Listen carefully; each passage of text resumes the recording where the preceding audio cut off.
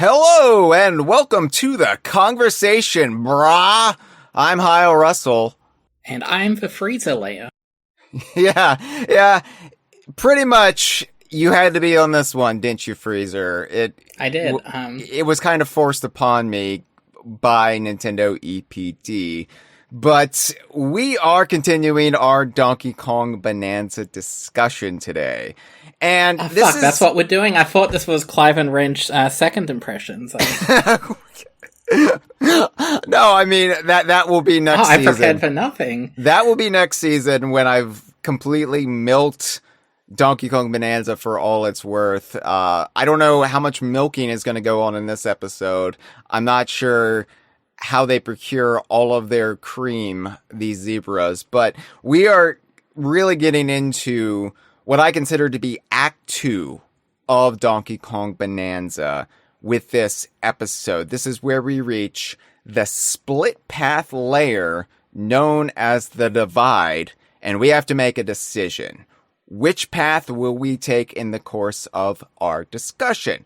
Well, as I've already established, as your presence has indicated, we are not going down the forest path. If we had somebody in our community, in our little circle, named Forest, then sure, that might be likely. But no, we have Freezer, so we are going down the Freezer path. So, spoilers for this episode will only take us through the end of Sublayer 502 when you leave the Freezer layer. But we will be discussing what comes before the Freezer as well in the small little world known as the Divide. Yeah, we will make sure not to talk about the Stanley for Bugman fossil and layer 600. Freezer is joking, everyone. Or is she? I don't know. Like, it could... I'm not divulging anything about Sublayer 600 on this one. I'm also still recovering from COVID, so apologies if I am once again off my game. I am no longer testing positive, thankfully. I just took a COVID test yesterday. It turned up negative for the first time in like 9 days. So I'm no longer contagious. Sorry, Malik. I infected Malik, but Freezer, you're in the clear. Everybody listening to this is in the clear. Also, you're never in any risk because that's not how podcasts work. Well, you record everything in a small room with no windows and you trap us in it. That's what I like to imagine. I like to sometimes prop up the illusion that we are in any way professional, that we have a budget here at DK Vine, and that we have a professional studio that we fly people to once a week. But alas, I am a Donkey Kong journalist who is now 75 hours into Donkey Kong Bonanza, by the way. Still nowhere close to being done. Now, people will ask me, Hyle, how far are you into Bonanza? And so full disclosure, I am about, let's say, 4 worlds after the world we are discussing on this episode, primarily the Freezer. So do the math. And as Kevin Callahan once said, but yeah, we are only going to I thought you were talking about the Atari Jaguar commercial for Do the Math. Oh, no, see, that's your realm of expertise, I guess. The Jaguar is the home console. I don't care about that. Was it the Lynx that was the portable one? Lynx was the portable. Jaguar was the home console, the first 64-bit console. Okay. How do you not remember? I only care about something when the DKU touches upon it, which is why I have to get an Evercade system within the next couple of months, because we haven't even talked about the Rare 40th anniversary stuff. I assume we're going to do an episode about it once I'm able to do 2 episodes a week, once I'm feeling well enough. That is still coming. I'm still taking it a little bit slow right now to allow my fatigue to pass, because I'm still Sleepy Boy Hyle. And you have to talk about Mario Kart Tour and Super Mario Run. Yeah, maybe I do. The Tetris 99 event, the second one for Donkey Kong this year. I think you should delay finishing Bonanza as long as humanly possible just to annoy your fans. I feel like I'm annoying them plenty already, but I will be doing 2 episodes a week by the end of August, I promised. But yeah, I'm 75 hours into Bananza, and I am at the point where I can say, might be my top 4 favorite games of all time. Might be recency bias. I don't really want to make any declarative statements yet on if it's dislodged Grab by the Ghoulies as my 4th favorite game of all time, but it's getting up there. It's getting close. It's really won me over. I mean, I think by the end of Canyon Layer, like, I knew this game was something special. But by the end of Freezer Layer, I knew that I absolutely adored it in, we'll call it rarefied air, in that most of my top 10 list are rare games. So Well, you've only played 20 games, so... It's definitely knocked Star Fox Adventures out of my top 10 list, which for anybody else, that would be like, it was in your top 10 list. But for me, It's like, not that, even in people's top 10 Star Fox games. yeah, they have to really stretch those out, don't they? But add some Smash Brothers games to pad out the list. But And Star Fox Guard, obviously. Everyone's and favorite. the little LCD keychain from like Kellogg's cereals in like '93. Yep. I'll trust that exists. You're the handheld expert. You should know about this. If it wasn't Tiger LCD, it didn't matter. It was effectively a Game & Watch. Anyway, we haven't talked about the Rare 40th stuff yet. There's lots of cool stuff to talk about, including the return of Conker's Pocket Tales coming to the Evercade this November. So, yeah, lots of stuff we'll be discussing once we're like able to fluff out these episodes to complement the Bananza episodes.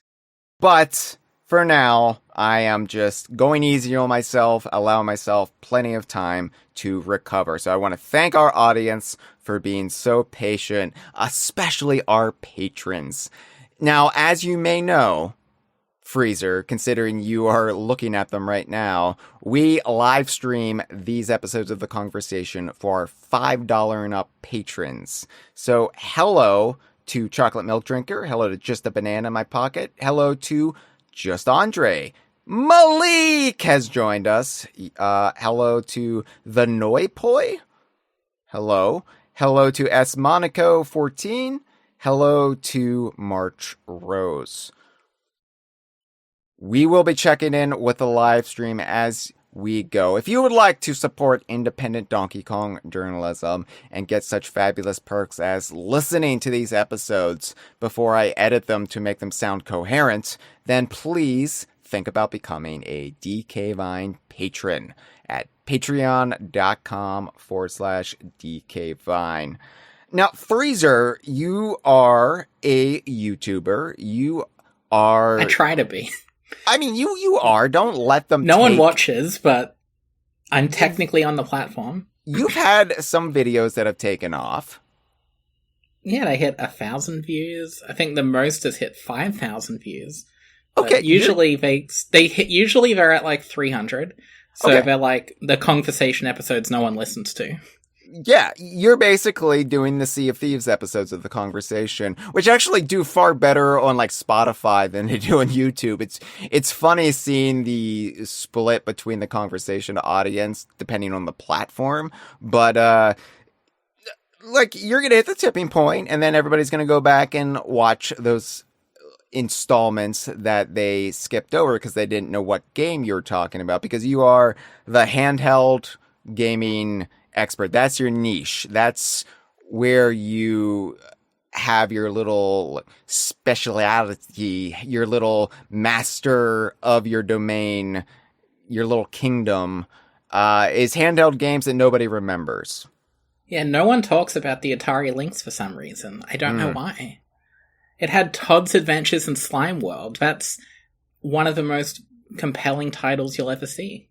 I look forward to your you episode. were in that one.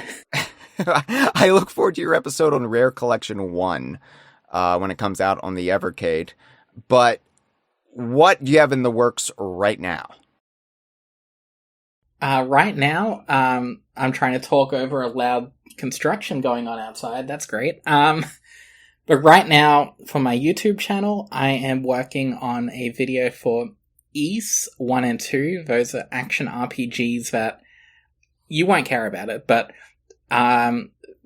they were old games made for Japanese home computers in the 80s, and then they got ported and ported and ported many times over the decades, and I'm looking at the PlayStation Portable versions and the Nintendo DS versions.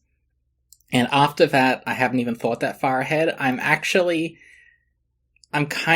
don't want to say I've hit burnout, but I'm at a point where I'm thinking, maybe I shouldn't dedicate every waking hour of my life to YouTube, and I should actually go outside and enjoy life. So that's where I'm at right now. I just did a video on Resident Evil Gaiden for Game Boy Color. An amazing game no one talks about. It's the Pocket Tales of Resident Evil.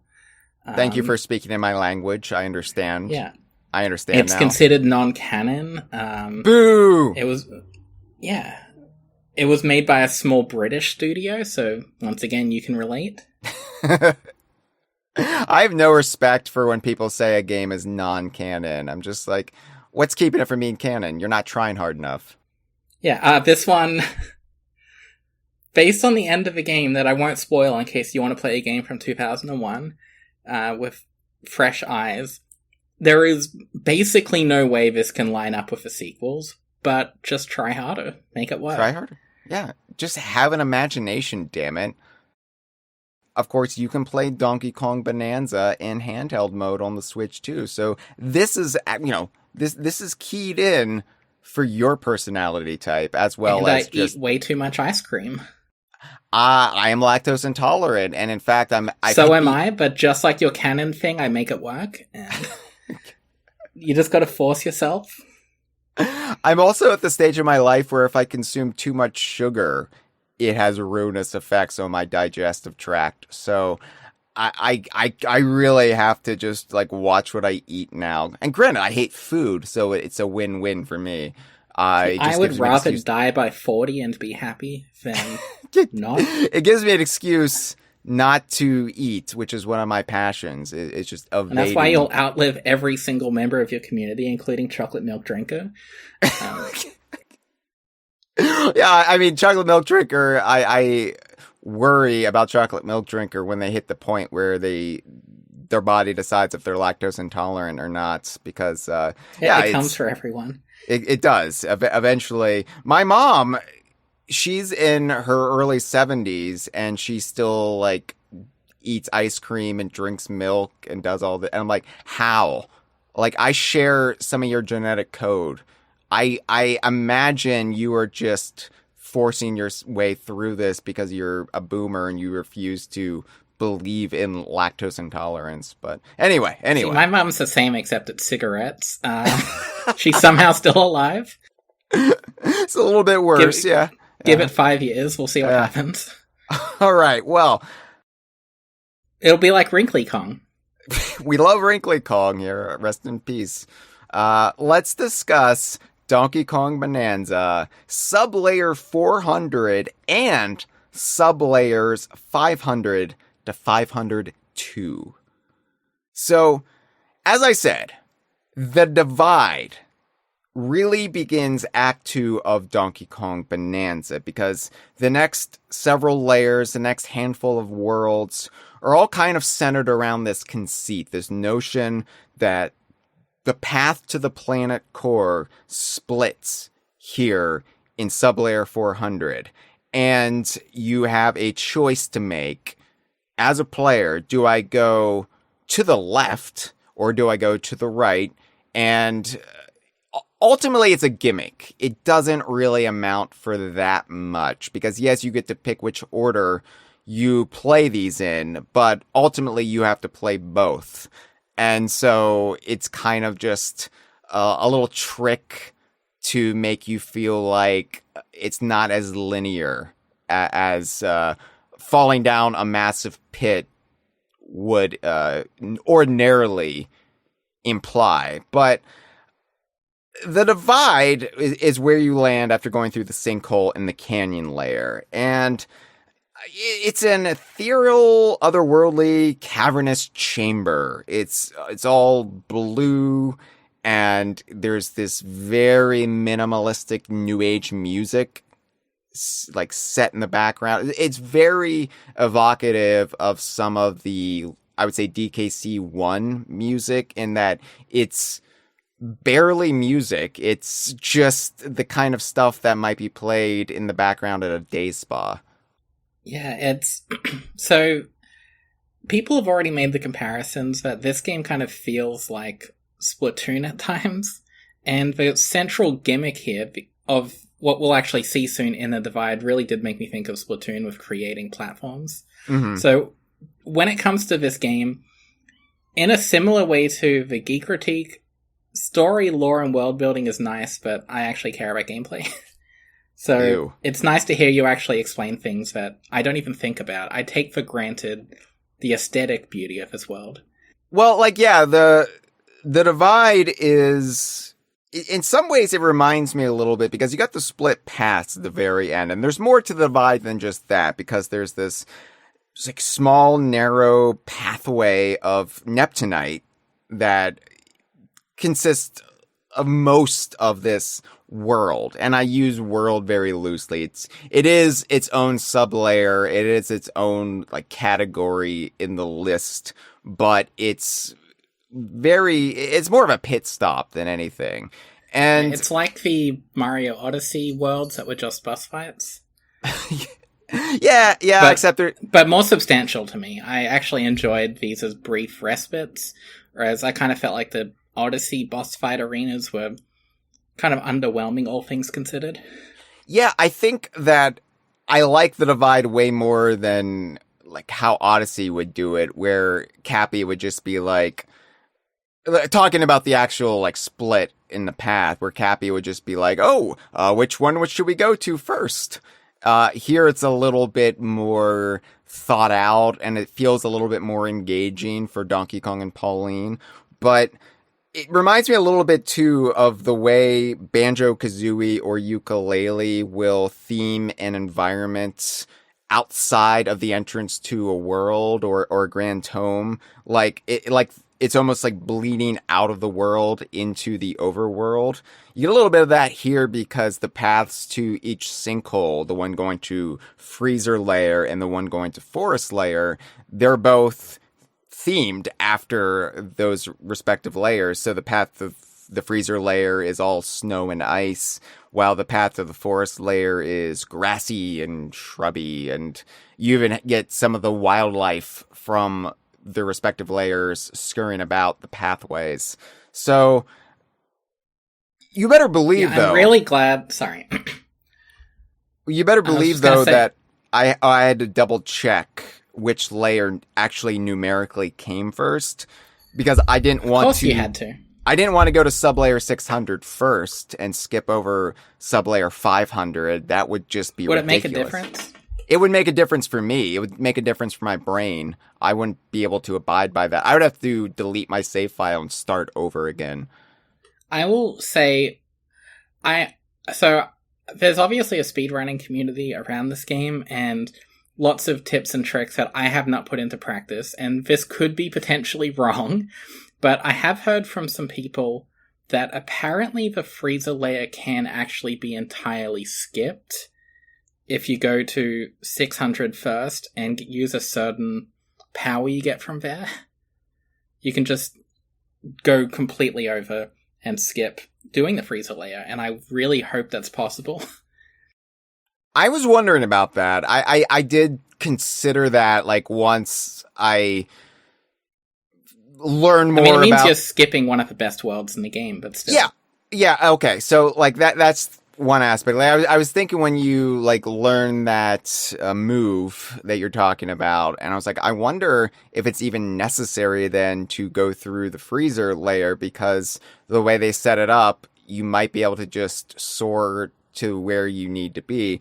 But I don't really, like, I know speedrunning is a thing, and I respect it even if I don't understand it, but I don't understand why you would want to skip over what I feel like is thus far the best layer in the game up to this point. it doesn't really make any sense to me. Oh, I get to have less fun with Donkey Kong Bonanza. Let's do it. Yeah. I Oh, mean, it's a different kind of fun. I 100%ed this game a while ago. I think like 2 weeks ago. So I've been slowly replaying it and doing like a run where you get no bananas.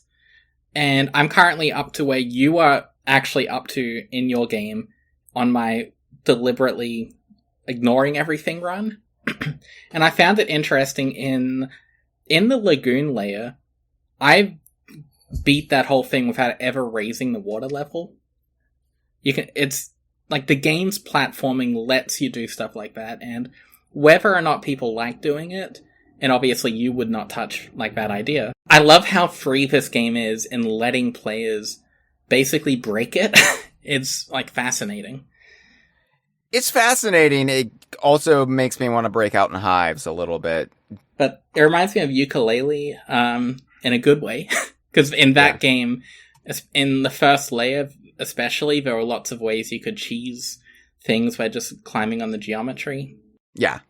Yeah. And I mean, like, that's kind of the beauty of the way this game is constructed, because I feel like even more than Ukulele, I feel like there was some just oversight or, like, just developer, like, they didn't account for a lot of things in Ukulele, I feel. Whereas this, because the conceit of the game is tearing through the geometry, they kind of had to bake that into the cake.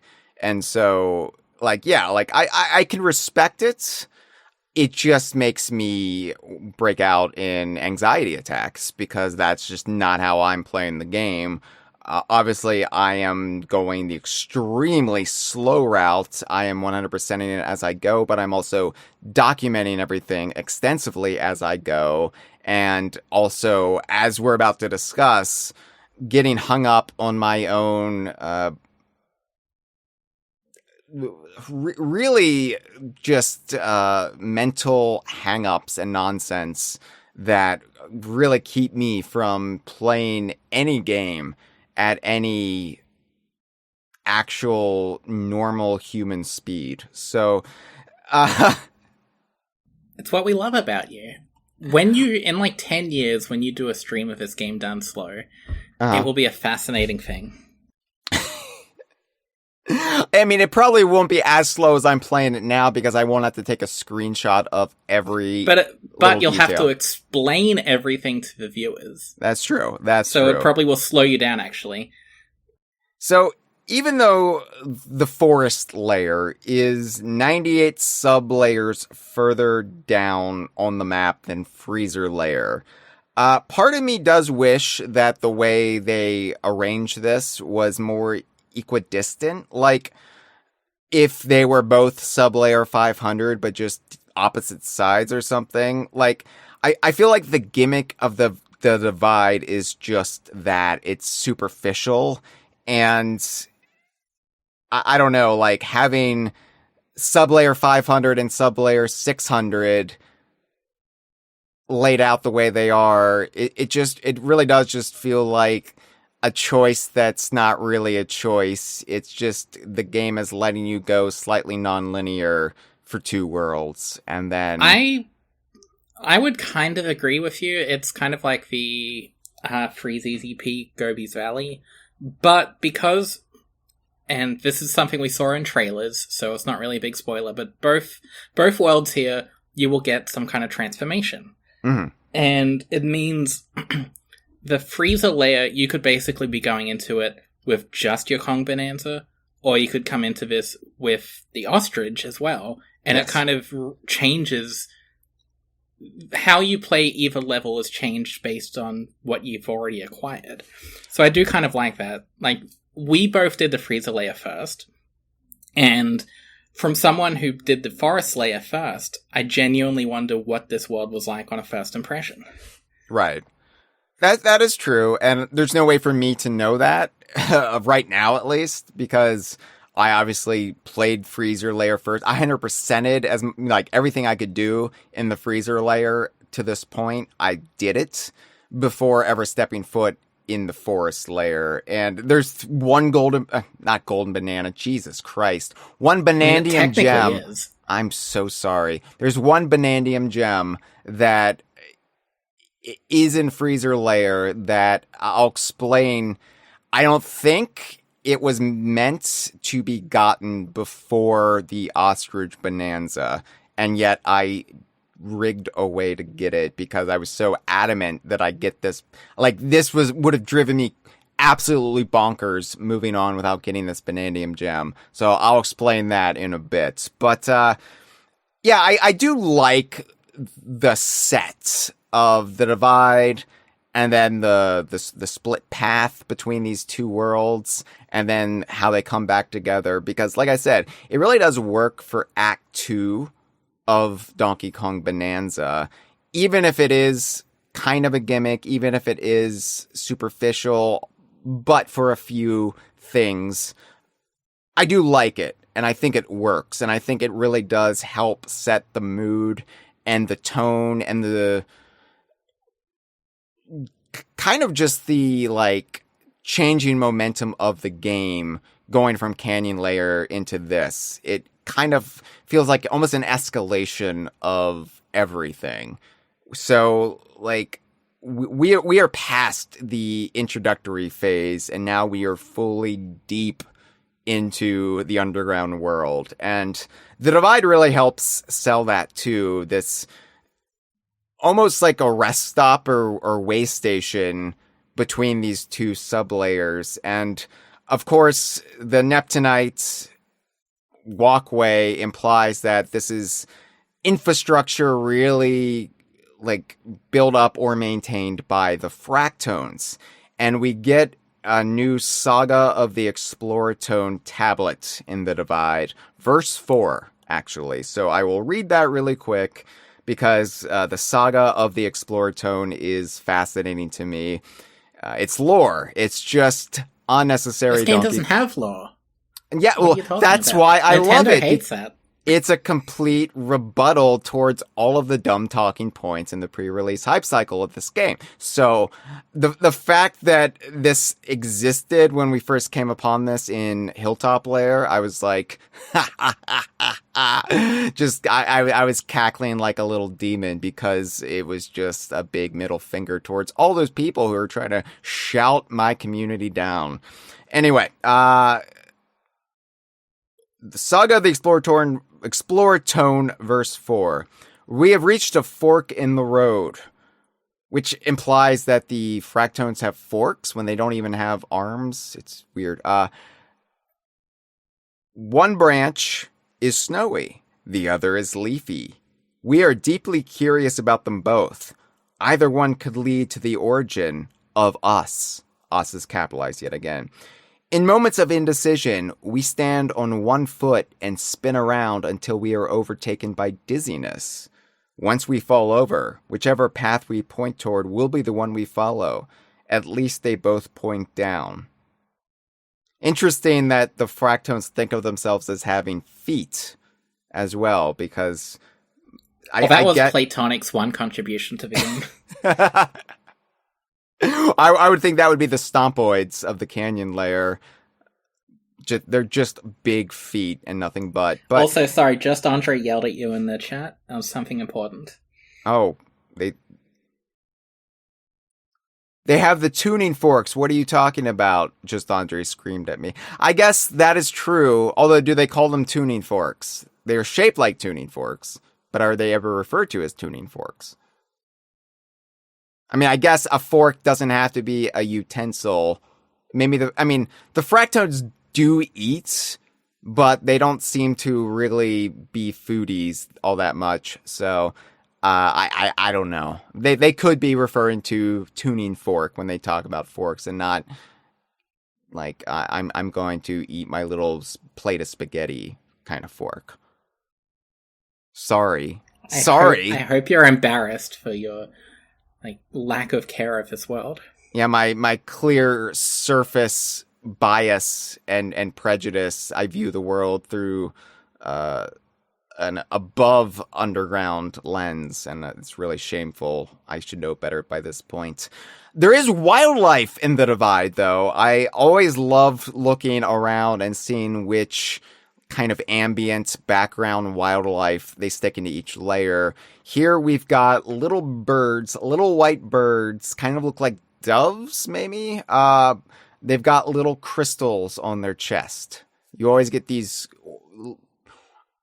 wild animals scuttering or flying about, and they always have some sort of crystal on their body. So yeah, crystal birds. I didn't notice this until I looked at your picture. The leaves that we see in this world look like banana bunches. Yes.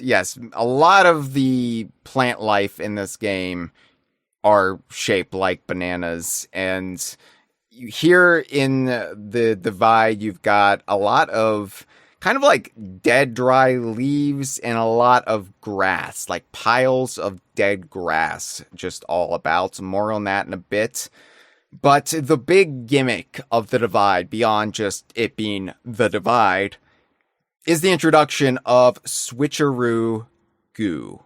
Switcheroo Goo is the first truly fanciful material in the game, the like element or mineral that really just starts to get a little bit weird beyond just dirt and sand and rock. Oh wait, you guys don't have this in America? Okay. Oh, is this? Yeah, I mean, I it's guess what all our buildings are made out of. I guess you do live in Australia, which is basically the underground world. Yeah, it's the land down under. Yeah, the Switcheroo Goo.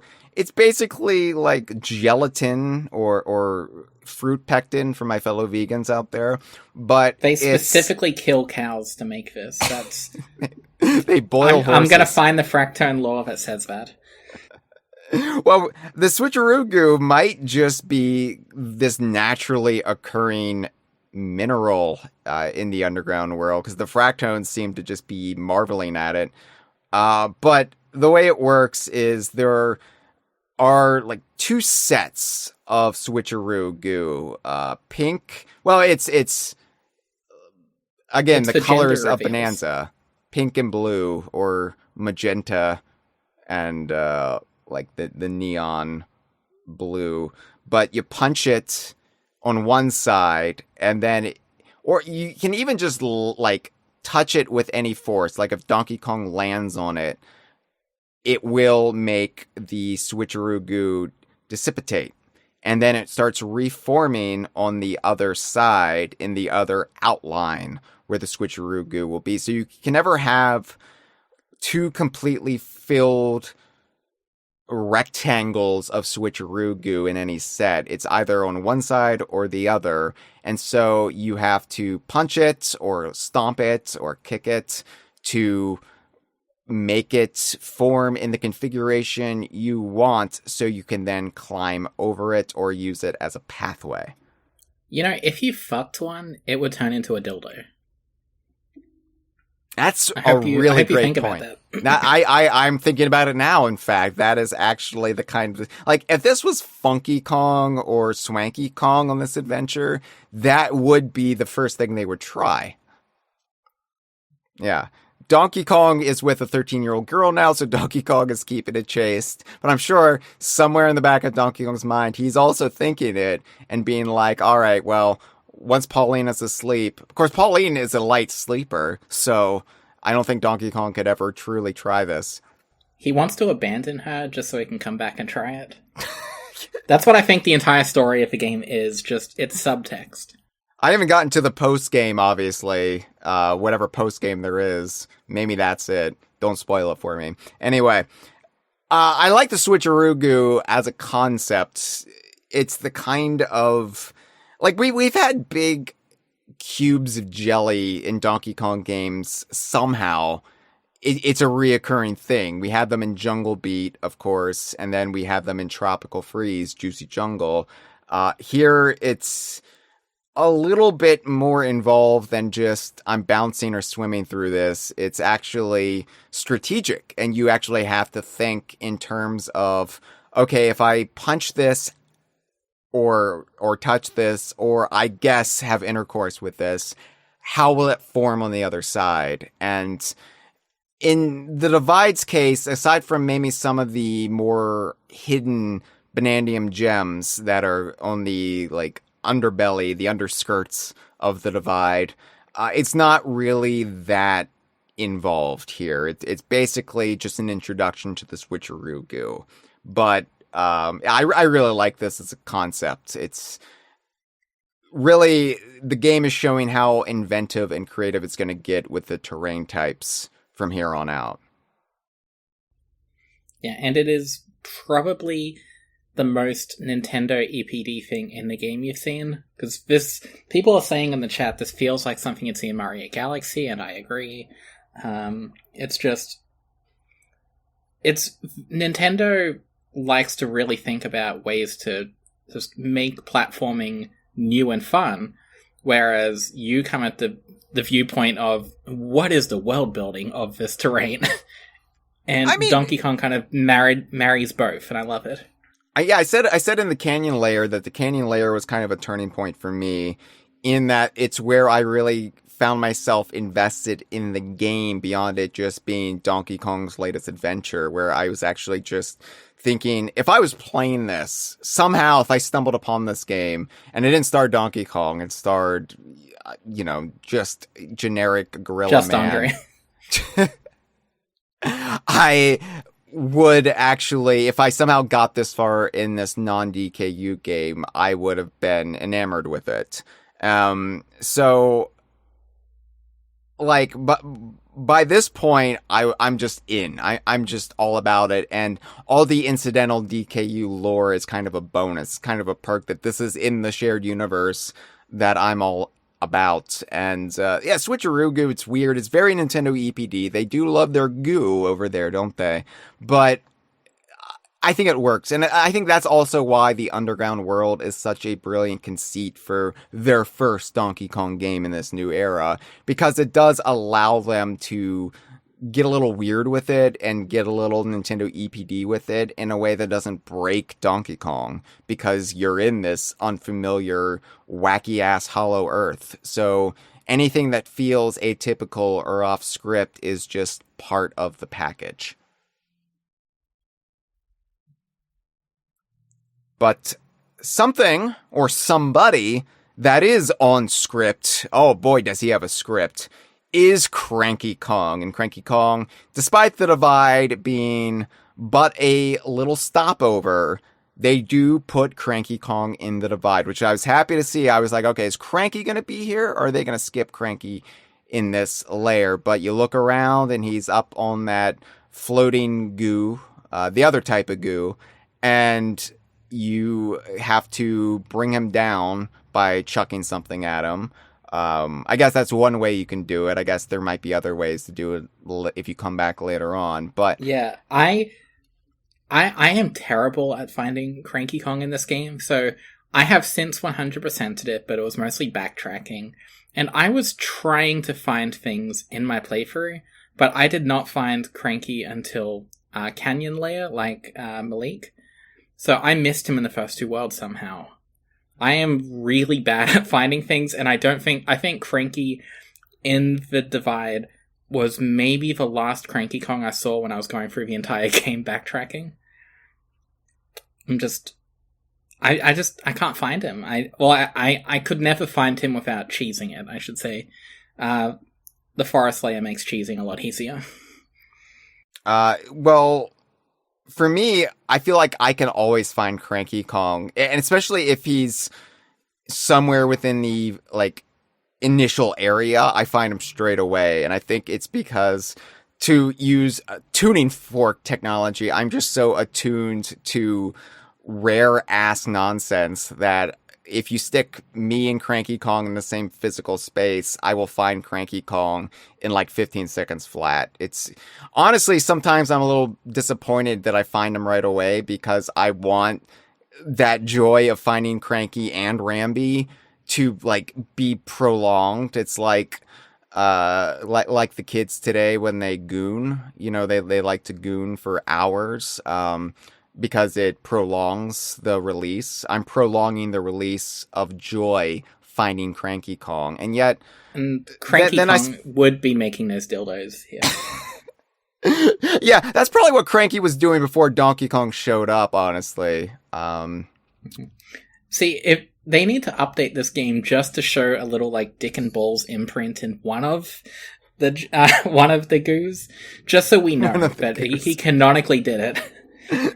You know, I do appreciate that Donkey Kong's like handprints and feet are like left in the goo for a bit after you walk in it. I always really like that because I imagine it feels great between your feet, just wiggling around your toes. Imagine if he went in the Tip Top Suite. Jesus. All right.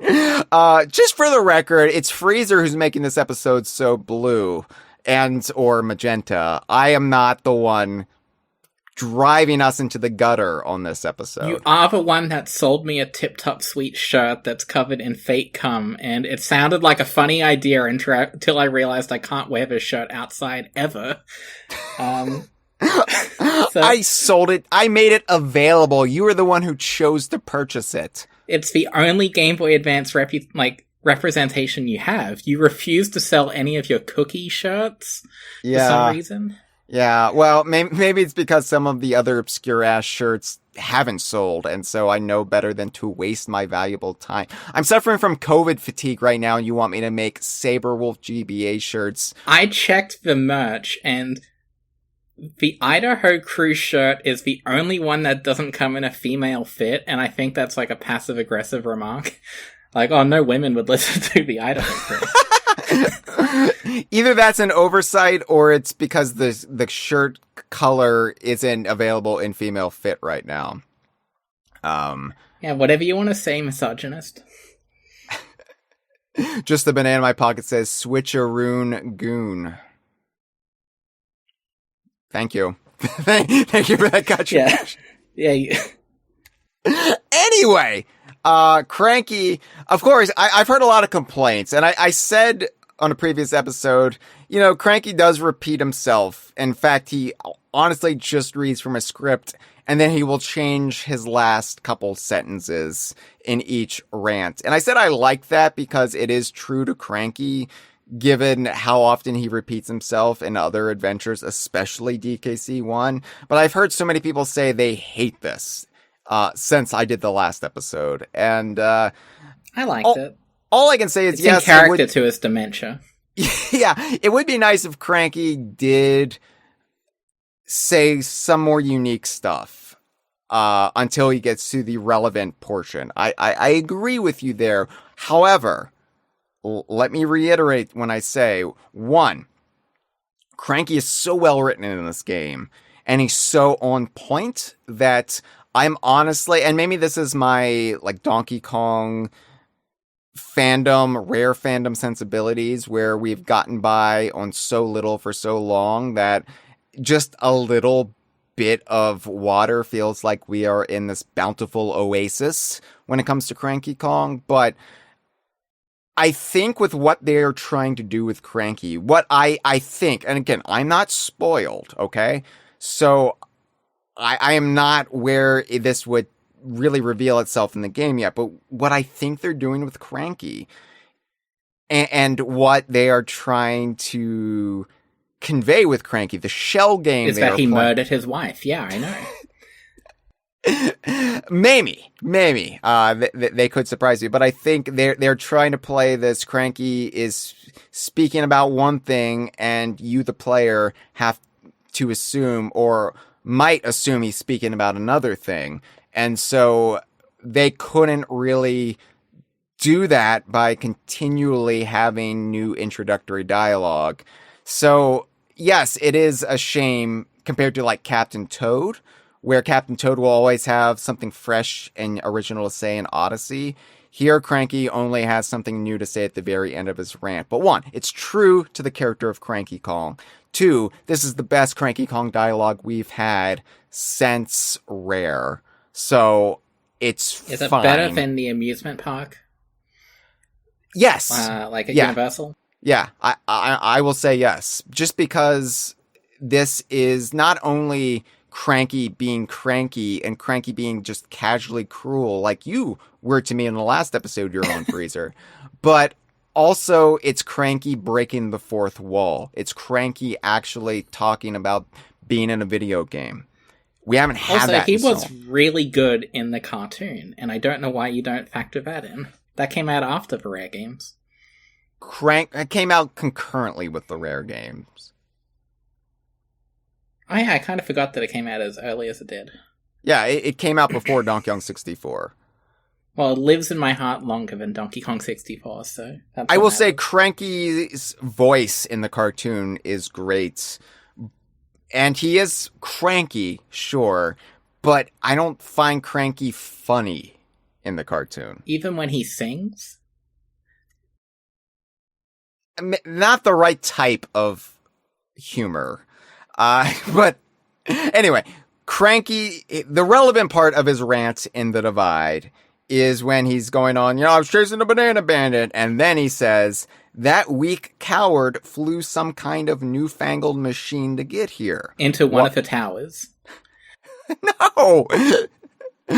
I mean, I'm sure Cranky has some hilarious 9/11 rants that we've never heard. Probably never will at this point. Anyway, why he might as well be using cheat codes, which, gotta love that line, just Cranky referencing cheat codes.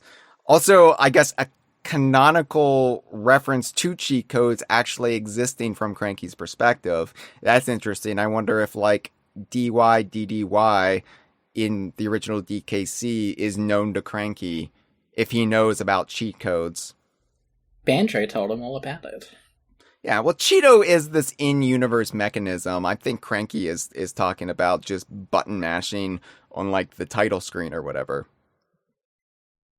Anyway, yeah.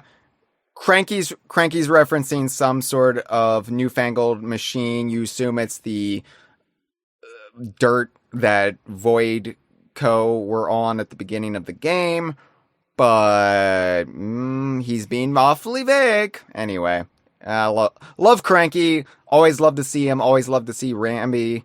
Rambi's such a great design in this game. God, I love it. I love it all. You gonna update your Rambi episode? I'm sure I'll have to update a lot of shit when I get to by the end of Bananza. But can I talk to you about my dilemma in The Divide? You're gonna have to. Okay. It's my smashing stats dilemma, Freezer. So... Oh, fuck. Sorry, I just remembered. I listened to your last episode as well. So I realized in Ingot Isle Cave-In, because I spent hours in the Ingot Isle Cave... I spent hours in the introductory tunnel before the cave-in actually happens. I maxed out 3 different categories of mineral destruction. I maxed out, like, stone and dirt and, I think, gold. All right, so... Therefore, because of my mental hang-ups, I don't want to call it OCD because I've never been diagnosed with that, and that's not fair to people who have, but I have some compulsions for sure. And I realized to keep it consistent, as a bare minimum, I needed to max out 3 different categories of minerals or materials, terrain, in each world. And because the Divide is its own world in the list, that includes the Divide. The problem being that there's not a whole lot to the Divide, and it's mostly made up, before you get to the branching paths, of Neptunite, which is indestructible. So, like, you've got plenty that becomes available to you on the Freezer layer path and the Forest layer path, but I decided to get creative because I also like adding to my maxed out destruction tallies different types of terrain. So I think this is half the reason you're at 70 hours and haven't beaten the game. 75 hours now, actually. I've reached 75 hours today. But, yeah, so there's plenty of dead grass scattered around the Neptunite walkways, as I mentioned. So I destroyed that. And the switcheroo goo provided a very convenient source of materials because I could just continually punch or stomp or whatever with it, and it would continually add to my tally. So I maxed out Switcheroo Goo, which also is very fun when you max that out because it comes in the multicolored magenta and blue. So it's like almost like this repeating pattern. It looks like a fruit roll-up. I don't know if you have those in Australia. Yeah, but we do. I'm surprised I made it to 15, considering how many I ate as a kid. Sometimes I'll wake up at 2 a.m. and I'll just crave a fruit roll-up, and I'll walk to the kitchen in a fugue state and just start eating fruit roll-ups. Also, they're vegan. They're vegan, yeah. So, anyway. Wow, I guess I know if I go vegan, that will have to be part of my diet, I think. Yeah. I used to be vegetarian when I was a teenager, and could not go full vegan. Everyone said I was vegan because I was a vegetarian that did not like most dairy, and at the time I did not like eggs. So I was very close to vegan, but technically wasn't, and I'd have to be, actually, no, I'm just a vegetarian that won't eat most things that have these in it. But I still technically can and will on some small occasions. And that was annoying. Fruit roll-ups, fruit by the foot, and gushers are all vegan, and I ravenously consume. For as much as I hate food, for some reason, you hate food, and all you eat is sugar. By the sounds of it, no. How are you the way you are? I don't actually. I eat healthy for the most part, but sometimes at 2 a.m. I have a craving of artificial fruit snacks, and I have to just stuff my face and then I just stumble back to bed with a mouthful of goo. So, anyway, for my third material, I could have gone up on the freezer path and started destroying the snow and ice. But no, I thought, let's get creative with it, because when am I going to have this opportunity? And I wanted to do a little bit of science. So, because there are so many fractones milling about the middle of the divide, I thought, I am going to smash fractonium. And this is where I really started playing around with what fractonium can do. And I would tear chunks off the different fractones, and I would start throwing those chunks to make little mountains of fractonium. So you get a lot of fractones in the middle here, including the stuff shop keeper, who's green and has like the red balloon and stuff. And then you've got Quiztone is hanging out there. And so I was like, all right, let's make this big, massive mountain of green and blue fractonium. And then I'm going to just completely coat the divide with it. And then I'm going to smash it all. Do you think the fractones have any kind of prejudice towards, like, the green fractones or anything like that? I don't think so, no, because we later see... I mean, we saw, like, giraffe-colored fractones in the canyon layer. So I think... I don't know if it's, like, a willpower thing. Like, there's also yellow fractones running the chip exchanges, and, like, I think they might be able to control their color if they squeeze hard enough.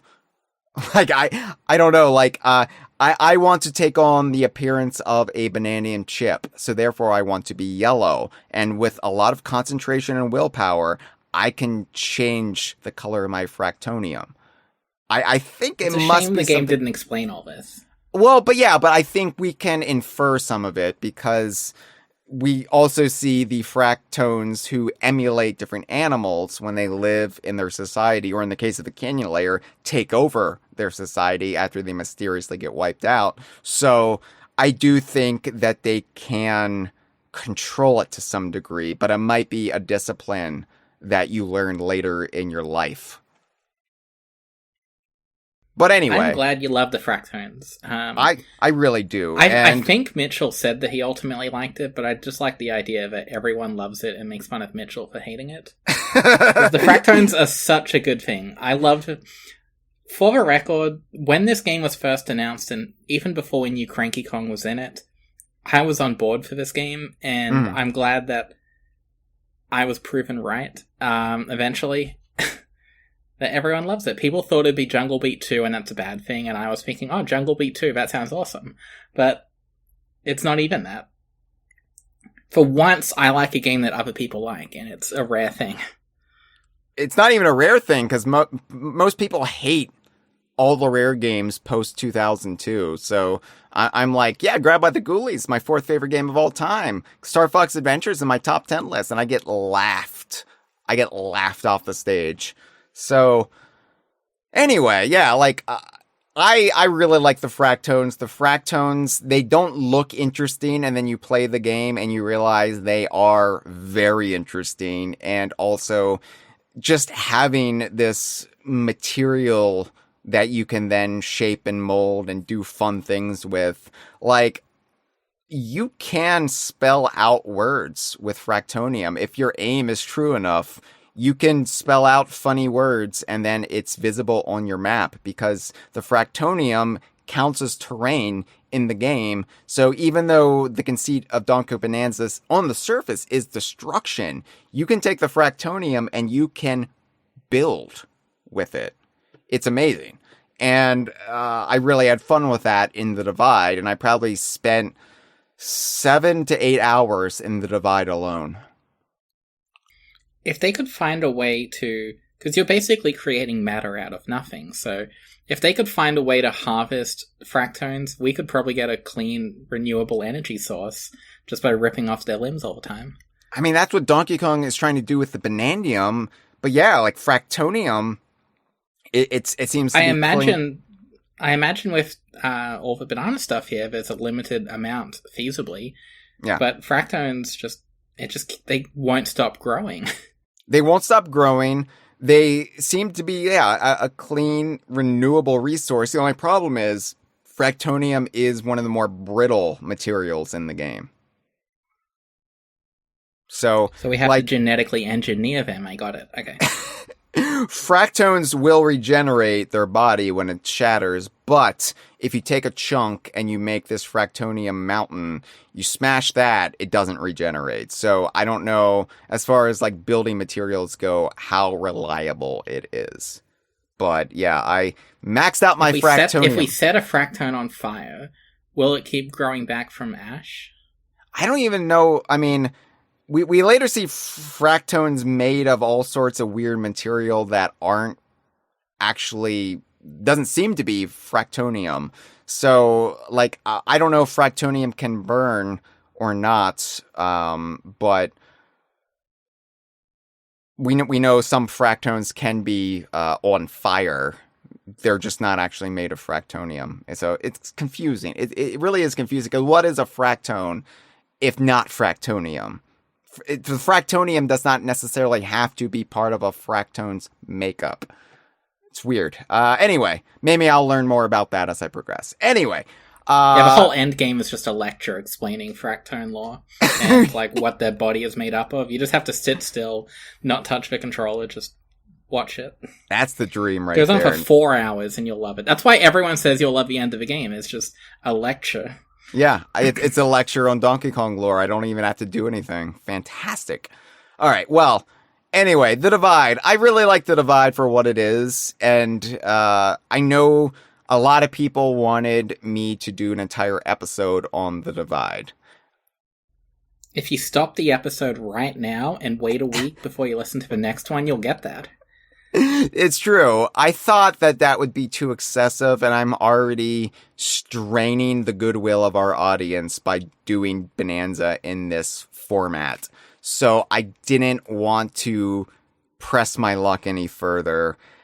I could have potentially done like a 90-minute episode on The Divide. Clearly, I could have done it, but I could have gotten Jeff for that and told him technically there's a bit of freezer layer in it.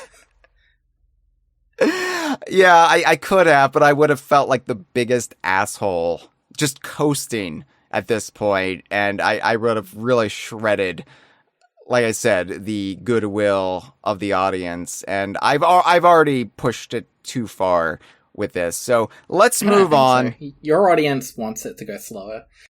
Maybe some of them, maybe, but I also know how impatient some people are getting. So let's move on, Freezer, to the freezer, okay? All right. So the freezer layer is the snow world of the game, but it's not just a snowy mountain. Like they could have just gone easy on the concept and just have it be one thing. And that's the thing about Bananza though. It's that each environment, each ecosystem, each layer isn't just the one thing. It's not just surface level. Well, this is the snowy area. And I think, like, with Bananza, they could have maybe gotten away with that, considering how novel the gameplay is. But there's always this added twist. There's always this flourish of world building on top of that really does make it more than just, like, here is the environment, here is the climate, here is the archetype. And in the freezer layer's case, it is all about frozen desserts and, I mean, I guess ice cream, but I don't think they ever call it ice cream. Yeah, and they're not milking any mammals that we see. So. Yeah, there's no zebras with massive nipples just at the milker. Oh, that's post-game. Sorry, I shouldn't have spoiled that. And we don't see the zebras exploiting any cows or anything. This isn't Mario Kart World. So I don't know. I don't think I think there's enough context that the frozen desserts are actually all kind of organic from the environment itself. But we'll get into that when we talk about what they serve up in the freezer layer, what the zebra people actually have on tap in Cantor Creamery. But I want to talk... I want to read out each saga of the Exploratone because this is just catnip to me. Even when it doesn't really get into anything that illuminating, it's still, I think, worthy of documenting as we go. So pretty soon after you enter the freezer layer, and Donkey Kong and Pauline are shivering when they get to Sublayer 500. It's so cold, and they're just... I love the idle animations in the extreme climates where they react. I mean, Mario does the same thing in Odyssey. It's not that innovative or revelatory, but... I'm one of those people that, like, I didn't mind that Pauline didn't have shoes, but this world made me feel genuinely uncomfortable for her. Like, she actually makes she's reference... gonna get thrust by it. She actually makes reference in one of her getaway dialogues that she's worried about Donkey Kong because he doesn't wear shoes, and she's worried he's gonna get cold. And then she's like, oh wait, I don't wear shoes either. I guess I'm a big fat hypocrite. But she's not touching the snow. She's not touching the snow. No, she is... Like, Miyamoto, if everything we knew about that Vicarious Visions game was true, and he felt bad that Donkey Kong would be hurting his poor little feet by grinding, I feel like Miyamoto was, like, in a room screaming when he saw Donkey Kong had to touch snow with his little feet. Yeah, but he's not grinding his feet on anything. So, like, in fact, the residual switcheroo goo on his soles will probably keeping him somewhat protected and insulated. I guess switcheroo goo can't actually stick to you though, because then that would break the conceit of switcheroo goo. I don't know. Anyway, verse 5 of the Exploratone says every surface here is covered in white. The frigid wind in this layer chills us. Just like Tip Top Sweet. The frigid wind in this layer chills us to our very core. That's core lowercase. It's not planet core. Some sort of frozen cotton is falling from the sky. We are told it is snow. I love that they don't have any conception of what snow is, but they know what cotton is. Our source is a local resident with quite fashionable stripes. So yes, let's talk about the zebras. This is the first animal civilization that we meet after the salvager monkeys and the kind of slightly askew Kong society from Lagoon Layer, because Hilltop Layer is Fractone Village, Canyon layer, the giraffes have vanished, and it's just run by Fractones. So this is kind of the first time we see this in several worlds. And I love the zebras. I think they are so fun, and they are so full of personality. Considering they're all effectively NPCs, and there's no named zebras other than the zebra elder, and that's barely a name. I think that they Aren't they all called Zygmunt or something? Aren't you going to name every single one? Maybe when we're bored, maybe that's a 2026 project if we don't have any big DKU games to talk about then. But like, I think that they are all very memorable, not individually memorable, but just as a whole, as a collective. They have so much personality, and part of that is that they incorporate the word brah, B-R-A-H, at the end of sentences or somewhere in their speech patterns. Now, this is obviously real-world slang that usually means brother. Actually, here's a little fact. Brah is derived from Hawaii. It has Hawaiian origins, and it was appropriated by surfer culture, but it has its roots in Hawaii and I think some other areas of Polynesia. But in this case, it is just a play on zebra. They just take the end of zebra and they focus on the bra, and that's the joke. But it's just this weird flourish they gave them that it really works for me. It does make me wonder how this plays in different languages. I don't know. I haven't, because I'm so spoiler averse and I'm dodging anything about Bananza beyond my own brain space right now that I don't know. That is something I will have to look into once I am no longer at risk for ruining the end of the game. I look forward to that eventual episode where you give us every bit of language differentiation. And we actually honestly, I have to learn all the languages. You should make that episode as soon as you finish the game, but before you get to that part of the podcast. So, like, you talk about layer, 900, the next episode is the language of Donkey Kong Bananza. Yeah, that would really piss off the audience. Especially if I do the whole episode in that language. I just alienate our ingrained English speaking audience. I've seen the forums. People don't speak English there. Okay, so the zebras are frozen dessert specialists, and the freezer's natural coldness helps them facilitate making what seems to be non-dairy ice cream. Because again, we don't see them milking the zebra elder or anything. There's nothing gross going on with nipples. And there's nothing gross about it. It's a beautiful part of nature, Hyle. Okay, so the thing about when nipples... they set the milking machine up, it's a beautiful thing. Okay, the thing about nipples is that when it is in service of feeding your babies, yes, it is beautiful, it is natural, it is normal.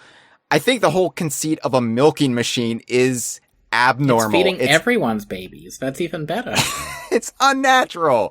Why do we drink cow milk? It doesn't. Okay, I'm not getting on a veganist rant. No, I completely agree. I don't like milk, and I never did. And me becoming lactose intolerant as I got older was a good thing, because it meant I didn't have to explain to people, actually, I just don't like milk. I could just say I'm lactose intolerant and not get strange looks.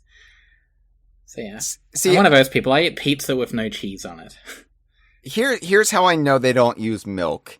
It's because when you go through the sinkhole at the end of this layer, it doesn't take you to the diarrhea layer. Well, you haven't beaten the whole game yet, but, Oh, there's a separate pipe just for that. That's actually Sublayer 503, yeah. So, the freezer, I don't know if you noticed this, but at the very least on the top layers of the freezer, the top sublayers, 500 and 501, I don't think there's a natural light source. Whatever is natural light in the underground world. In some layers, there seems to be some sort of sun, and I've surmised it might be like vanadium that's actually just generating heat. But in this case, it seems to almost be fluorescent lighting that they've installed at the top of the sublayer. Am I wrong? Am I just seeing things?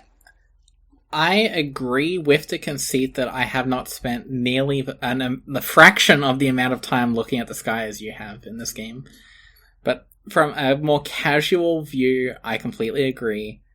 But okay, you've probably spent 12 hours looking at the sky of this world alone. So. I always have to find the sinkhole in the sky, and I always have to look at the light source and any like terrain in the distance, like what shape. I just moved the stick forward and then hit the jump button, and that's about it.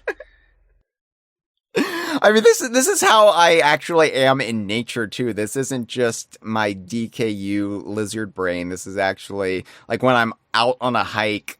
I'm not. You look up to make sure the sun is still there, and you're not in an underground world. No, you don't. Like you go on a cliffside or this mountainous overlook, and you want to take in the surroundings. You want to soak it in.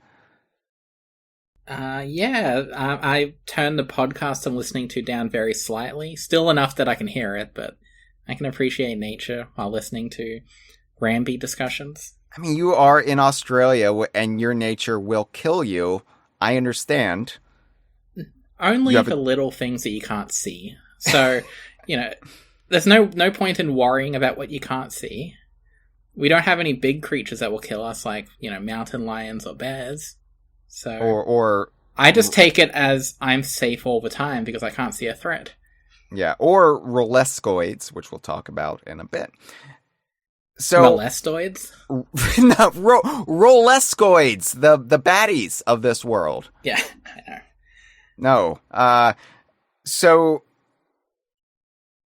I have documented all of the named desserts that the zebras offer in Cantor Creamery and elsewhere. Now, this is just a partial list because some of these desserts are just spoken about in incidental dialogue. Like, Pauline will later mention lemon sherbet in getaway dialogue. And she says they've got that here. They've got lemon sherbet here. But she just saw someone like pee in the snow and assumed. Maybe, yeah. It's a Conker joke. Cameron and Dustin, we'll talk about this when we do an episode on Rare's 40th, but Cameron and Dustin got to do official art for Rare's 40th anniversary, and Cameron did the album artwork for the Rare All-Stars EP, 40 tracks, and that's going to be available. Actually, it's available right now if you are listening to this after it goes live. It's available right now on Spotify, Apple Music, and other online music platforms. But the depiction of Conker on that album artwork is Conker has been given a yellow snow cone. So yeah, I do like to think that maybe the zebras are just peeing in the snow and Pauline thinks it's lemon sherbet, but they don't actually mention lemon sherbet on any of these signs around Cameron and Dustin getting to work with Rare is probably a dream come true, but even more excitingly, Cameron does art for my videos, and Dustin, I commissioned him for one thing in my latest video, so you can see both their art in one of my videos, which is just as good as working with Rare. I like to think that our holiday cards did the trick there, sending them out to various studios. Nintendo's not taking the bait yet. I don't know why. I sent them that lovely, provocative, naughty pose that Dustin drew last December. But I mean, it doesn't help you stick it to a pipe bomb. I don't do that anymore. I've been given a new 3D Donkey Kong game. I have calmed down considerably. But you haven't been given Donkey Kong Racing, so you're still a bit mad. I'm a bit mad about that, but you know what? I'll give them another year. Okay. All right. So here we go down the list. So the big draw of the Zebra's frozen treats is the Choco Bananas, which effectively chocolate bananas, right? Like Arrested Development, you know. Yeah, that's what I was thinking, because I've never seen them in real life. Oh, I mean, I'm sure they're here, but I don't go outside. Unfortunately, I can't eat milk chocolate anymore. Although they do vegan milk chocolate in Europe, but we don't really get many of those imports over here in the States. But when you were talking earlier about Cranky Kong mentioning a certain like banana thief, I was thinking of Arrested Development the whole time. With Mr. Banana Grabber. Yeah. Yeah. I love chocolate This is the bananas. best Arrested Development game they've made. It really is. I do love chocolate bananas. I haven't had one in years, but that is the kind of... I like chocolate. So I'm halfway there. I do not like bananas. Oh. Yeah, that's the one thing me and Donkey Kong disagree with. That's also something you and Mitchell agree on. You didn't agree on the fractals. That's even worse. Mitchell despises bananas. When we went to E3 together, he would visibly gag every time I would tuck into a banana. I would probably react the same way. I've hated them my whole life. And it makes me a little uncomfortable that you have to collect them in Donkey Kong games. I wish there was a toggle where you could change it to apples or something like that. My favorite fruit is mango, but I do eat a banana every day. So I mean, my favorite fruit's probably watermelon, and that's one I'm pretty sure, Donkey Kong would love those. We've seen them, so... I don't like watermelon, but okay. Anyway, I'm not a big melon person. I just you're eating a juicy rind. It's weird. Anyway. Your diet is as restricted as the amount of games you play. Yeah, I know. I basically have the discipline of a monk, but without any religious conviction. Okay. Let's go down the list. All right. Choco Banana, which is, they claim they freeze the, or rather they dip the Bananium gems in what they call molten chocolate, but it might be lava. We'll talk about that a little bit. And then they freeze it in the cooling tower, and that's how they make the Choco Bananas. But they are running low or completely out of Choco Bananas since Voidco swept in and stole their Bananium gem hoard. Okay. Then you go through the freezer layer, and there's all these like almost chocolate-looking signs that you read in the banana glyphs. And it has a little promotion for a different frozen dessert. And you better believe I found all of these. And maybe I missed one or two in some weird locales, but I think I got them all. Okay, there is the Aurora Disco Deluxe, which it says... This frozen treat combines a total of 50 unique ingredients, each one sweeter than the last. Savor its many different colors, then savor its many different flavors. Ooh, ah, mmm. The 50th ingredient was passed down to us by the Zebra Elder, but it's a secret. No way am I carving it here, brah. I don't know, 50 flavors just sounds like a mess. Like, part of like culinary theory is the least amount of ingredients, the higher quality the meal or dessert or treat. So that's why I just eat salt and nothing else. I love salt. I could just lick a salt cube like a mountain goat.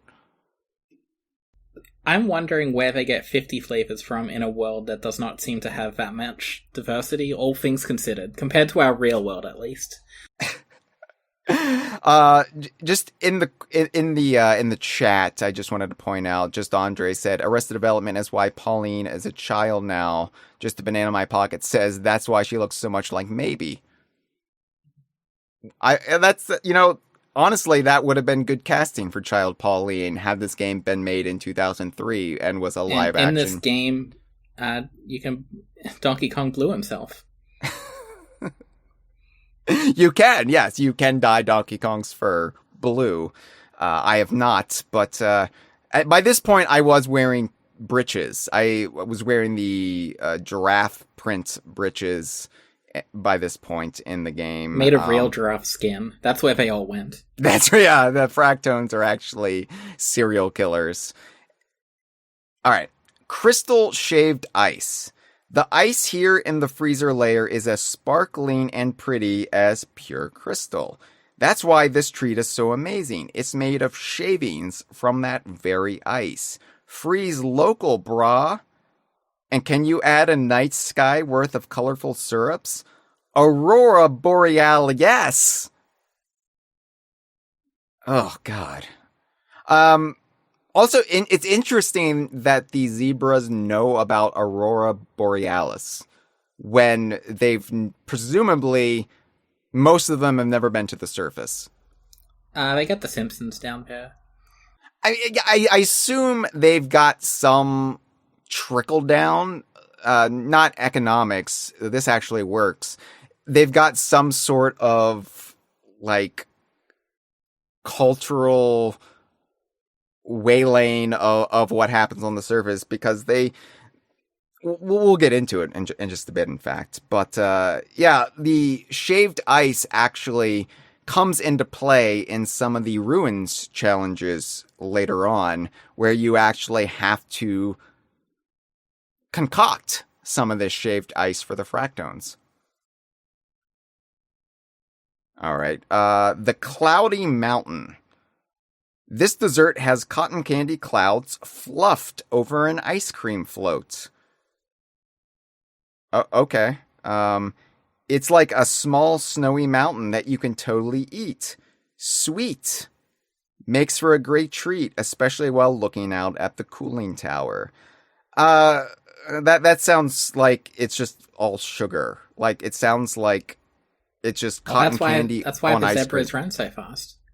They do reference ice cream here, though, so I don't know if it's actually made from dairy, but they do use the term ice cream here.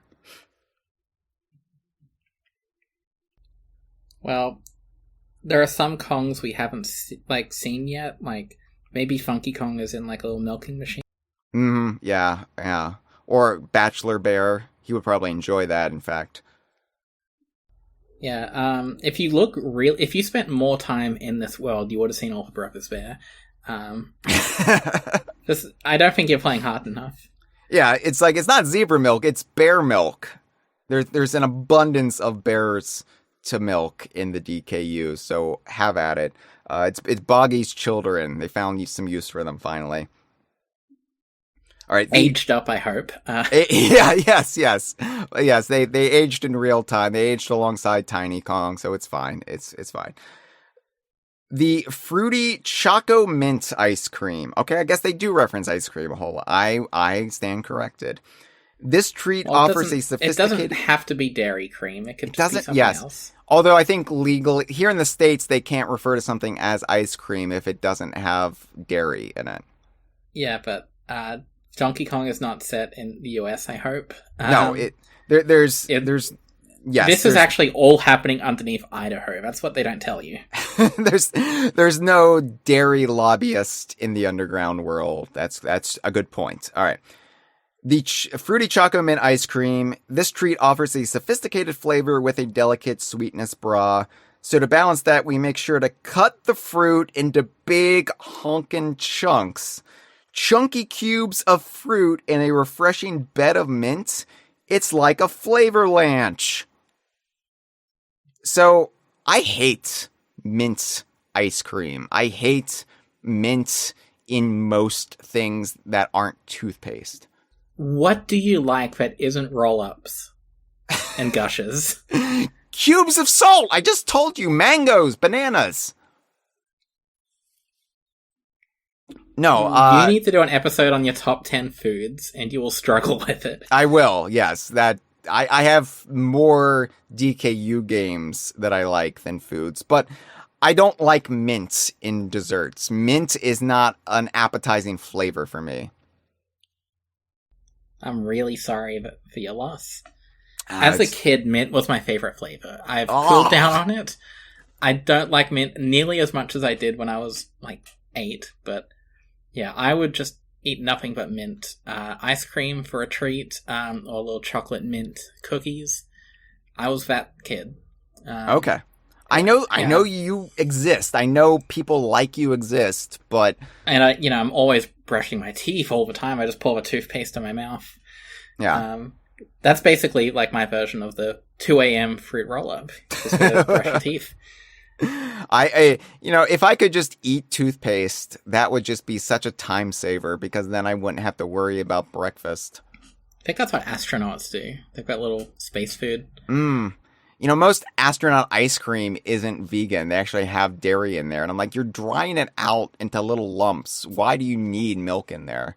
Is there vegan baby food? Because we might solve this.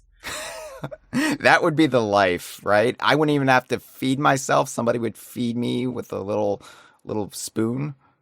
Here comes the Funky Kong. All right. The Choco Melon Overload. Our Choco Bananas always sell out. I can't not get my Banandium Sweet Tooth on, you said. And we heard you. We took that same celebrated Choco coating, but smothered it all over an entire Banandium melon this time. Now you can stuff your face with bite after bite after bite and never stop. Be careful with this stuff, brah. See, the thing about the Banandium melons is they regenerate, so it's just this renewable resource, like the fractones. Yeah. Also, if there's a lot of advertising here, do they get a lot of visitors from elsewhere? Because I don't think you'd have to keep advertising the same thing if it's just these same creatures that have lived here their whole lives. Well, we know the fractones get around. It might mostly be the fractones. And they don't eat, do they? They can eat. They do say they make reference to consuming some things. I don't know if they have to, but it's more like chewing gum. It's about the sensation of it rather than the nutrition of it. I wish that's how food works, because I have the problem where I eat too much, and bodies don't like that usually.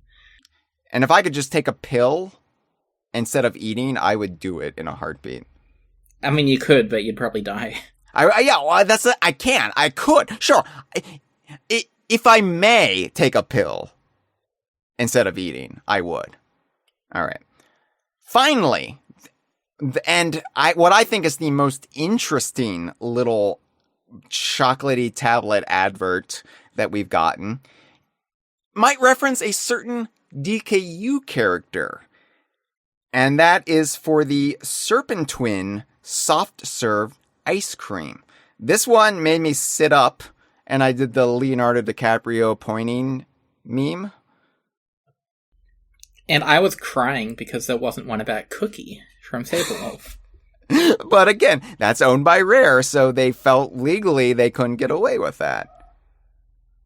Do you think Microsoft knows that they own Saberwolf? Like GBA, I mean. I don't even know if most people at Rare know anymore who's in Saberwolf's GBA. No, I'm sure there's a few people in the back that keep shouting about it, but it keeps being turned down. That's my hope. There's one guy at Microsoft that's still trying to work on his own single-handed version of Saberman Stampede, and it's taking a long time, but he'll unveil it. It'll save the industry. I would say Chris Alcock, maybe Paul Makachek, Lee Loveday, possibly. They might know who Cookie is, so bring it up with them. Anyway, the Serpentwin soft-served ice cream. I learned this recipe from a striped snake friend of mine. It's a swirly soft-serve cone with 2 flavors spiraling together, bright red berry and neon green lime. It's so yummy, it'll make you want to bounce up and down, brah. Holy shit, it referenced Barry from Conker's Pocket Tales. It referenced Neon from Mario Kart 64's Rainbow Road. No, clearly a reference to Radley the Rattlesnake, who, as I've documented in the past, has an inordinate amount of celebrity compared to his own status within the Donkey Kong series. For whatever reason, Radley always gets referenced in games like Super Mario Odyssey, like Banjo-Kazooie. He is my favorite animal buddy, and basically always has been. So, I don't know if this implies Radley has been down here, or if it implies they somehow learned about Radley because Radley is such a shit-hot superstar that they learned about him as far down as the freezer layer, and they're like, Radley's my friend. Like, they never met him, but they're just like, yeah, Radley's my friend. I'm gonna base an ice cream on him. I think it's like a pen pals kind of thing where Radley has just written notes and then put them in a hole, and it's just fallen all the way here. Or there's a tiny little hole skin. somewhere. He sheds his skin, and it just blows down into the underground. See, why aren't you making the next Donkey Kong game? You've got so many great ideas. They wouldn't even give me a review copy of this. They're keeping an arm's length from me. See, when Wind Waker HD came out for Wii U, there was a little thing we could write notes on bottles and put them... And bottles is in the glass thing, not the mole. Thank you for explaining. You could write notes, put them in bottles, and then it was a Miiverse thing, but you'd sometimes see people's bottles come back with their little notes or screenshots or whatever. And you could make something like that, bring back Miiverse, but it's all on Radley's shed skin. Yeah. I think that could be the next DK artist. Yeah, and if Radley doesn't hurry up and shed enough skin, there's a little knife there that you can just carve some off. Oh, yeah, but don't cut too deep. He's like a fractone. No, if you cut too deep, then he bleeds out and dies. Yeah, but then he's on display in the museum for Cranky Kong. March Rose. They animate his eyes to make him look alive. Oh, March Rose reminds me that I also like nuts and seeds because I do try to maintain the diet. That's my favorite Banjo-Kazooie game. Well, ironically, it's not Banjo-Kazooie. I try to maintain the diet of a small forest rodent, like a squirrel or a chipmunk. So, just a banana in my pocket says, if the COVID doesn't kill Hyle, malnutrition will. You need to fatten up so your corpse will give the bears sustenance. That's probably why you've stayed alive this long. The bears just don't want to eat you. They're just not interested. They'll get nothing from me. I'm like chewing gum. I'm just not worth the effort. You know, you don't have to eat it, but if you wore a bunch of sausages around your neck, they would probably come to you. You could maybe even get, like, I'm sure... Okay, I don't think bears would know the difference between, like, real sausages and that kind of fake vegetarian sausages that look and smell meat-like. So it's an ethical way you can do that. And that way every E3, or not E3, can be a good one. I could buy that vegan jerky. It's called Primal. But it's completely like made of fake meat, and they got like teriyaki flavors, and yeah, I could just Bears wear love that. Teriyaki.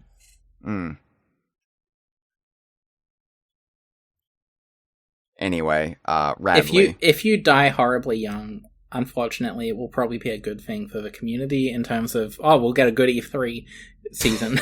So, silver lining. I mean, we got a good E3 this year, kind of, in that we got Donkey Kong Bonanza. There was no It's Mr. Pants 2. No, and then Rare and Platonic were both rocked with layoffs. So it wasn't that great, all things considered, but we got this game. So, you know, This glass game's half alright, full. But, like, if it was Saberman coming back, Oh, okay. just think about how different the industry would be. We know where your Polygon would be loyalty writing is. articles about how no one cares, like how Rare do not care about Saberwolf lore because it's so confusing with the old ZX games and then GBA, and then you'd be yelling at them about how they're wrong. We need to rebuild the foundation. So Donkey Kong Bonanza is the base. We can eventually build up to articles about Saberwolf lore on Kotaku. It's going to take a while, though. We'll get there. Anyway, Radley the Rattlesnake, I was very excited to get that reference, because the freezer layer is also where I feel like the Donkey Kong stuff really starts coming into play a little bit more. He was coming in the Divide. That's what we were talking about. Yeah. No, but up until this point, you get Cranky, you get Ramby, you get stuff in Ingot Isle, but up until this point, it does feel like the game is mostly doing its own thing, and Freezer Layer is kind of where things start to tip, and you start getting more references to past games, and you start really getting into the fan service yet again. And so, or yet again, we haven't had fan service in how long? The first fan service we've had in decades, since Payon. Unless you count the Donkey Kong Adventure for Mario Rapids. Yeah, I guess. Yeah, that did have the Animal Buddy weapons and, Grant Kirkhope music, but anyway. It's interesting. I just didn't want people to yell at you in the comments. Also, you do really like the games made by Retro Studios. I do. Putting that out there, you love them? I love them. I want to reiterate, because every time I say this, I feel like it's going to be Knives Out, because they are in your top 10. Both of them are in your top 10 games. I'm almost confident. I'd be very You put Star Fox Adventures above Return? What the fuck? Yeah, it's got Tricky. It's got Shabunga. Do you know how many dinosaur skeletons are in Returns? Yeah, do you know how many living dinosaurs are in Star Fox Adventures? I was going to say, do you know how fun Returns is to play? But no, you just think about it. So I really have grown to appreciate Returns yet again, thanks to Returns HD. I still haven't bought that, I'm sorry. I've been paying bills and rent, and also old complete in box Game Boy games, and for some reason, Returns I keep putting it off one more week. And I'll get there eventually. It'll be interesting to revisit it after Bananza. But yeah, it's I really love the retro games. I just want to celebrate that we actually get fan service in this game. Okay? So sorry, just a banana in my pocket said Returns isn't even a top 5 DKC game. Oh, I actually, in some respects, like Returns more than the original Donkey Kong Country. I will not say my Donkey Kong Country opinions too publicly, but I might as well say it. People get mad at me, but I'm pretty sure DKC 2 is maybe my least favorite of the 5. It's definitely 4 or 5 in the list. So long as you like DKC 3, I think... I love DKC 3. Okay. And oddly enough, I still love DKC 2. I also love DKL2, the game no one talks about. I think as a kid I probably played more of Land 2 than Country 2, just because I could play it on the go. Land 2 is actually my least favorite of probably the 6. It's my least favorite to talk and think about. I like playing it more than Land 1, because it actually plays. Okay, all right. I'll bring you back on to talk about Donkey Kong Land games in some future episode. But Freezer Layer. It's interesting to me because this is our first little instance of Fractones living alongside the animal civilization. A separate but equal. I'm uncomfortable. So we've got, of course, Lagoon Layer was before we met the Fractones, and Canyon Layer, the giraffes are dead.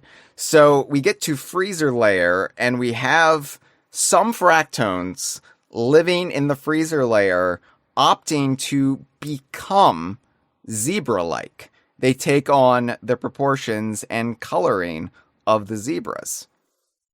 I wonder how the zebras feel about that. Is that appropriation? So, yeah, that's a good point. I would imagine some zebras aren't cool with it, ironically. And I would imagine other zebras are like, you know what? Let them live the lives they want to live. If they feel like they are zebras, then let them be zebras. We will accept them. It would be interesting to like poll the zebra population, all these NPCs that we have to name. It would be interesting to go around seeing how cool are you with that fractone over there that's shaped like a zebra. Yeah, I'm kind of disappointed that they really did not care enough about the lore to include all this. I do appreciate, though, that the zebras don't seem to be xenophobic like the salvager monkeys. Whoa, you say that, but let me quote something that one of them says at a point in this world. There's a path for zebras right here, and a path for not zebras below. So they have a form of discrimination where they get to take the high path and get to a place conveniently, and everyone else has to take the long, inconvenient, second-class citizen path. Okay. Okay. I don't think they're as equal as... I see what you're saying. I don't think it's meant in that light, just because the zebras have the special skill of being incredibly light on their feet so they can cross the crumbly ice bridges. So you are always in favor of the oppressor, is that what you're saying? No! Look, here's the thing. Yes, maybe they should have built bridges and more footpaths that don't utilize crumbly, crystallized ice that other species can't walk on. But the fractones aren't a problem because the fractones can just burrow through the ground and get to where they need to be without much or fuss, while they're not accounting for the fact that a gorilla might drop down from the surface. See, I think everyone should have equality. But Russell, the host of this, is not in favor of that. Okay, all right. You know, maybe there's the ramp. You just have to cross the lava pit to get there first. Maybe I'm just trying to view the good, the inherent goodness in people, like these They're not people. Zebras. And don't take that out of context. They're not. You know who is evil? You know who is worthy of our scorn and disdain? Not the zebras. It's the Rolescoids. The Rolescoids are the big new Voidco baddie introduced in this layer. And they're very similar in sort of principle to the Squealoids. In fact, I kind of conflated the two on the last episode. And I was thinking about the Rolescoids That's a symptom of COVID. The real you wouldn't have done that. Yeah. Healthy, supple, strong me would not conflate these two different enemies. They're both rolling enemies, and they both have a knockback effect when you beat them. But Rolescoids take it to the next level. In fact, they are in the next level, or 2 levels down, because when you knock back a Rolescoid, and they can take different forms, but they're most commonly seen as big snowballs as kind of their outer exoskeleton here. They're like rolling... Are they like armadillos, or are they like roly-poly insects? I took them as roly-poly insects, but I can see your brain does default to armadillos whenever you see anything. So anyway, you knock them back, and they will completely shred the terrain behind them. And they kind of just strip it clean. And so this is very handy when you're dealing with magma later on in the world, or even in fact in the underground cavern, to get to the initial zebra village underneath the cooling tower, because you can't take the zebra bridge. And if you don't have the ostrich bonanza at this point, you have to go the long way and go through some lava and use Rolescoids to clean the magma. I just want you to know that your chat is yelling at you, just Andre and Courtney, because it's Rollisk, like mollusk. Okay. Can Rolesk. you go back, re-edit the podcast, and just change every sentence you say to put the correct pronunciation in? Rolescoid. Yeah, Rolescoid? probably. Rolescoid? I Rolescoid? don't ask Rolescoid? Courtney. Rolescoid? Rolescoid? Rolescoid. Rolescoid.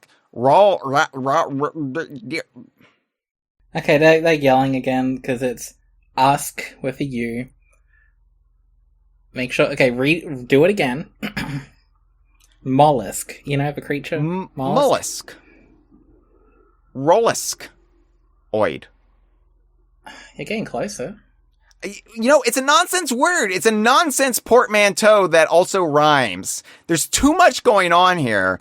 I like these baddies. They are a terrible name, though. It's one of the worst. No, they're a wonderful name. And everyone else seems to agree they're wonderful. You're the problem here. Okay, fine. Anyway, you know what? I was introduced to these in the throes of COVID. This is where I started coming down with coronavirus. And I apologize if I didn't commit their proper pronunciation to memory, or I never said it out loud until this episode. At least I didn't die. I'll accept your apology, but it doesn't sound very sincere. Whatever. They strip magma clean, and then you have a path. And so part of the strategy, part of the whole conceit of them is like aiming your swipe, so when you knock them back, you clear where you want to clear. Yeah, they're a really fun enemy. And of course, later in the game, there are other ways to dispatch of magma that don't require these poorly named giant balls of rolling terror. Did you think they were poorly named before the correction happened? Look at this. It's ROLLUSKOID. Yeah, it's mollusk-oid with an R instead of an M. There's too much going on. I would accept molluscoid, but then you add the rhyming, the cute little pun.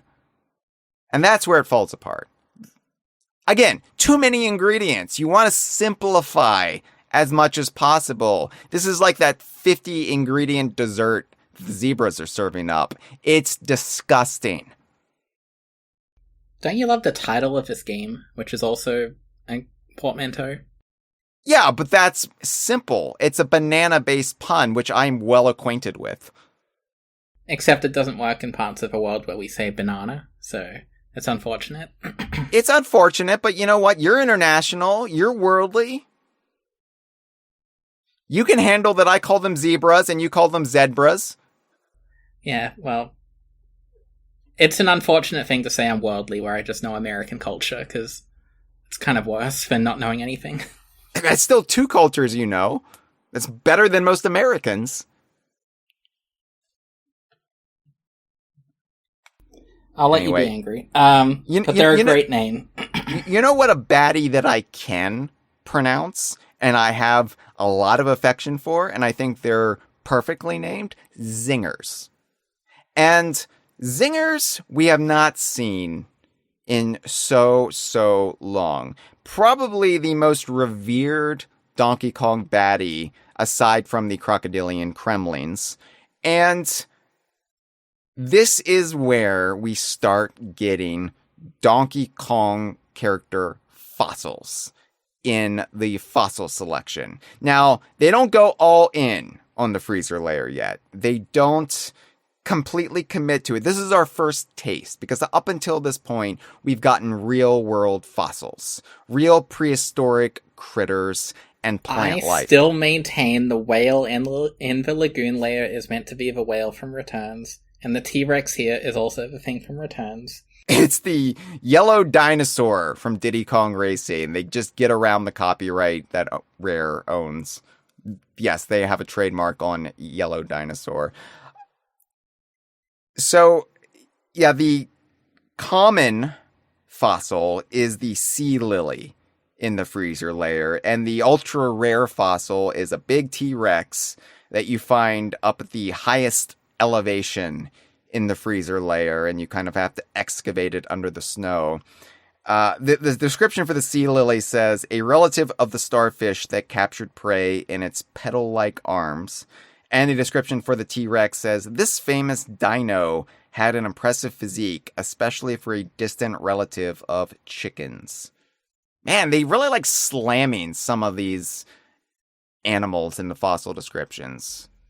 Yeah, there's a lot of body shaming here. Yeah. I'm not on board with that.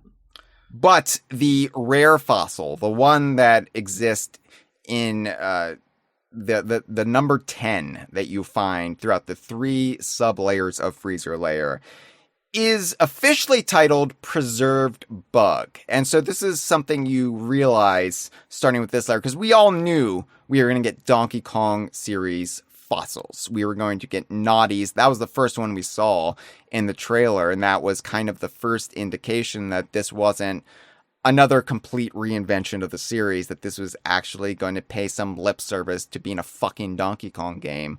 And so, like, we knew this was coming, and I didn't know how they were going to handle the Donkey Kong baddies and other characters that we would unearth as fossils, because like we would see in some of the screenshots that there would be like a swordfish, and I was like, are they going to actually call this fossil Engard, because that implies that Engard is dead?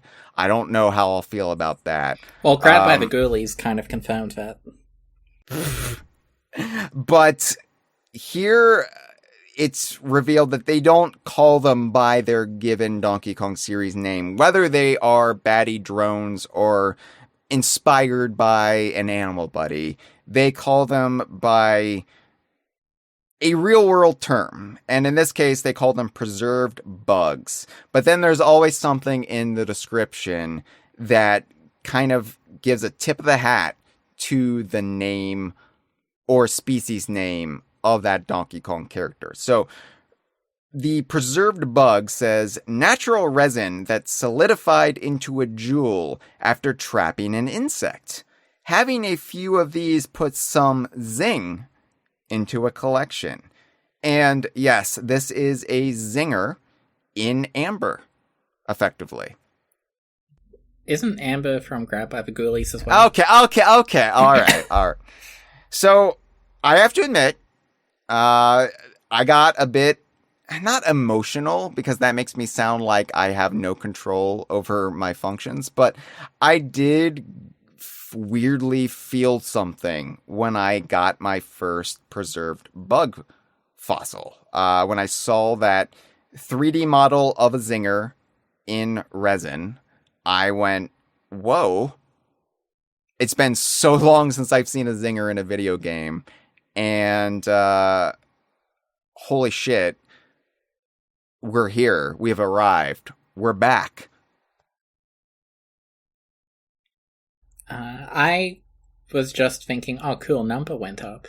And I just kept moving the stick forward and jumping, and I beat the game in like 20 hours. So Meanwhile, every time I got a preserved bug, I would take multiple screenshots from different angles so I could see it from all vantage points and have the memory, like the bug, preserved in my brain. Yeah, So if it was up to me and I made this game completely how I wanted, I would want like every fossil to be some cool throwback. But I do like the gradual increase we're seeing right here. Yeah. Like, this is the turning point, like you said, and I like it. I would have liked it to happen earlier, but it is the way this game does fossils, with a couple exceptions of, here's the different color version. With that exception, these are perfect, and I love it. I genuinely, like, I'm one of the few people that I enjoyed Odyssey, but I didn't think this is the best game ever. I wouldn't put it in my top, 100 games, but it was fun. But the way Bananza changed all the collectibles and had the rarity of them and all this kind of stuff, I just love everything about this. And Yeah. getting to see a friendly little face made it even better. Yeah, and especially by the time you get to freezer layer, you really know how to deal with the fossils if you are all about collecting them.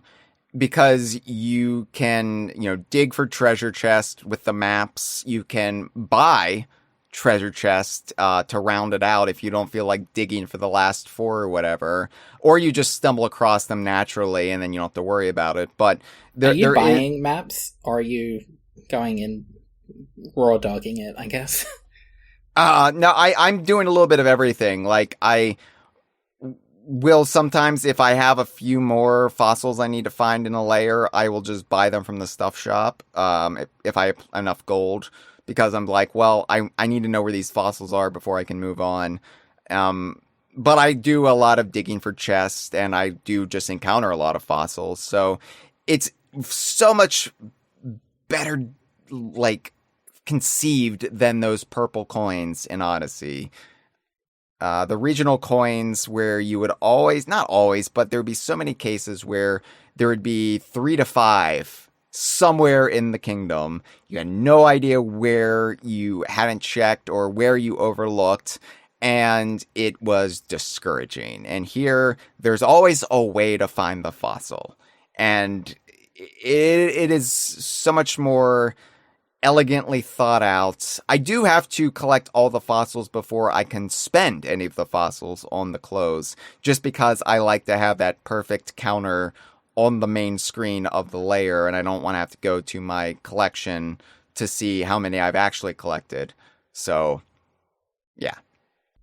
Yeah, and, like, comparing them to the purple coins, like, those were all the same size and in groupings, whereas these are usually... Sometimes you'll see, like there might be, 2 or 3 sea lilies together, but generally they're scattered all apart, and they're in different sizes and rarity values, so when you see the T-Rex, you know it's a big deal. There's no real equivalent in Odyssey. Right. So, yeah. I'm glad they got to practice around with Mario and then save the good stuff for now. I mean, yeah, that's basically all Mario's good for, is doing a dry run, trial effort, before the Donkey Kong game comes along and perfects it. Joking. Those knives are out again. I can feel them. I can feel them shivving me. Please. I don't hate Mario. I respect Mario. It's all in good fun. And you think Retro was just playing around until we got the real Donkey Kong, right? No. I love Tropical Freeze. I love Returns even. I just wish, they could reference zingers. Come on. Anyway, I really... There might have been in the background behind all the Metroid stuff. I'm even fine with the Metroid references. It's the Super Mario references. Like, okay, at this point in Bananza, there's nary a Mario reference. Like, except references to New Donk City. There is no, like, Koopa and DK tech. Arcade. Yeah, but again, shared heritage there. But they're actually referencing Donkey Kong because it's a Donkey Kong game, and you reference Donkey Kong in Donkey Kong games. And I think that, like, the build up to it, because the freezer layer is where it starts to really turn, and you really start to get the fan service creeping in. I do like that it's earned, and it's also not just front loading the game with it. I feel like Bananza is a great introductory game for new fans, and it's not overwhelming them with things that they feel like, oh, I haven't played past Donkey Kong games. I don't know what this is. I feel like I am intruding upon this. I do wish the preserved bug description did mention Stanley, the Bugman, taking them out, or something like that. Yeah, that's probably the one issue. These are prehistoric zingers, or at least zingers from Stanley the caveman took them out. Yeah. The original Stanley's great Cranky the Bugman. Yeah. Anyway, while I was digging for that T-Rex, this is where I really started figuring out how to use snow as a tool, like Fractonium. Okay, so this is what I was talking about. There is a Banandium gem up at the top of Sublayer 500 while you're going about like the T-Rex excavation site, effectively, on the top of the ice cavern. And there is a floating igloo or like ice cream parlor on a floating island in the distance. And there's no way to reach it. There's no like barrel cannon that will shoot you to it. And so I was thinking, okay, this is probably playing with the divide, playing with the branched layers. This is probably something I have to come back for when I have the ostrich powers and I can just flutter over there. But that would require me to leave one Bananium gem on the checklist behind. I couldn't do that. My brain wouldn't let me move on. So I thought about this and I thought, snow sticks when you throw it. I wonder if I could build a bridge from this floating islands to the top of the cavern and then walk across it. And that's what I did. And it worked. Whatever mental image you people have in your head is not as ugly a monstrosity as the thing Hyle actually did. I can see it, and I'm impressed, and I hate you for it. That said, in the Lagoon layer, when I first played the game, I also did a similar thing to not raise the water levels. Uh-huh. So in my new playthrough, I didn't raise the water levels just by good platforming. It took a few minutes. The whole time in Lagoon layer was maybe 5 to 10 minutes. Yeah. My first playthrough, I was probably spending a good half an hour putting dirt together to make a staircase to that record to get the thing. And it was a mess. Not as much of a mess as this, though. Yeah, well, so to really make this work, because you had to throw at a distance, right, to get it to stick. And so it was herky-jerky. It looks more like an archway that has suffered a cataclysmic earthquake, but it worked. It worked. And I will share this image on social media a couple days after this episode goes up so everybody can see it. Again, put a content warning before it. It's a bit much. But it's the advantage of taking extensive screenshots is not only do I have this image the way it looks, I have the way it looks on the freezer layer map as well. And yeah, I was just, it was like, this probably won't work, but I need to try it before I move on. And then as I was throwing the snow and it was actually sticking, I was like, this might actually work. And then I was committed, and I don't think it took an hour. It took maybe 40 minutes to really get it right. And not every piece you threw would work. And sometimes you would have to readjust, and sometimes you would hit the wrong button and smash the snow instead. And you would have to keep going further afield to get more snow because you would dig up what's around you. But I did it. And I got the Bananium gem without any ostrich ability, so... It probably would have been quicker just to do layer 600, then come back. It probably would have, but you know what? Scoop Hut in the sky means more to me now than had I done it the way they probably intended or the way they were thinking of doing it. Because I remember this Bananium gem. I can't remember every Bananium gem. There's too many. But I will always treasure this one because of my outside-the-box thinking. Well, the important thing is you're happy.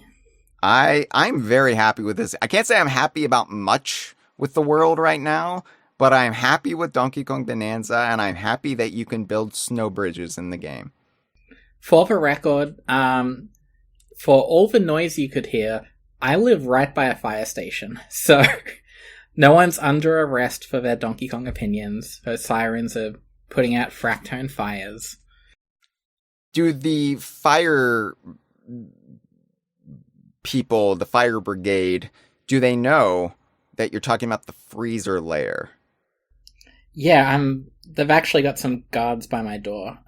The second I say anything too controversial, they'll come out in. I thought talking about Donkey Kong Country 2 would have had that effect, but I guess not. I mean, maybe. It just took them a while to mobilize, but other things I like about the freezer layer, I like that, I mentioned roly-polies before, but there are roly-poly, kind of background wildlife in the freezer layer. If you do some digging, you'll see these little insects, these little purple pink insects with little crystals on them, and they will roll up and scurry away. Yeah, not to be confused with a fruit roll-up. Yeah, don't stuff these in your mouth at 2 a.m., please. Then there do are you think also... that counts as eating a creature if it's made out of, like, crystal or whatever? I mean, yes, because these are creatures. Like, if a fruit roll-up had googly eyes and screamed when I bit into it, that would count as eating a creature, and then I would not eat fruit roll-ups. Maybe they're shy around you, and that's why they're not screaming. Oh, well, that's terrifying. It's like Toy Story, but with far more grave consequences. There's also a terrible fucking animated Seth Rogen movie that I thought you would have referenced. The food one. No, I'm thinking... It just escaped pop culture that much. No one remembers it.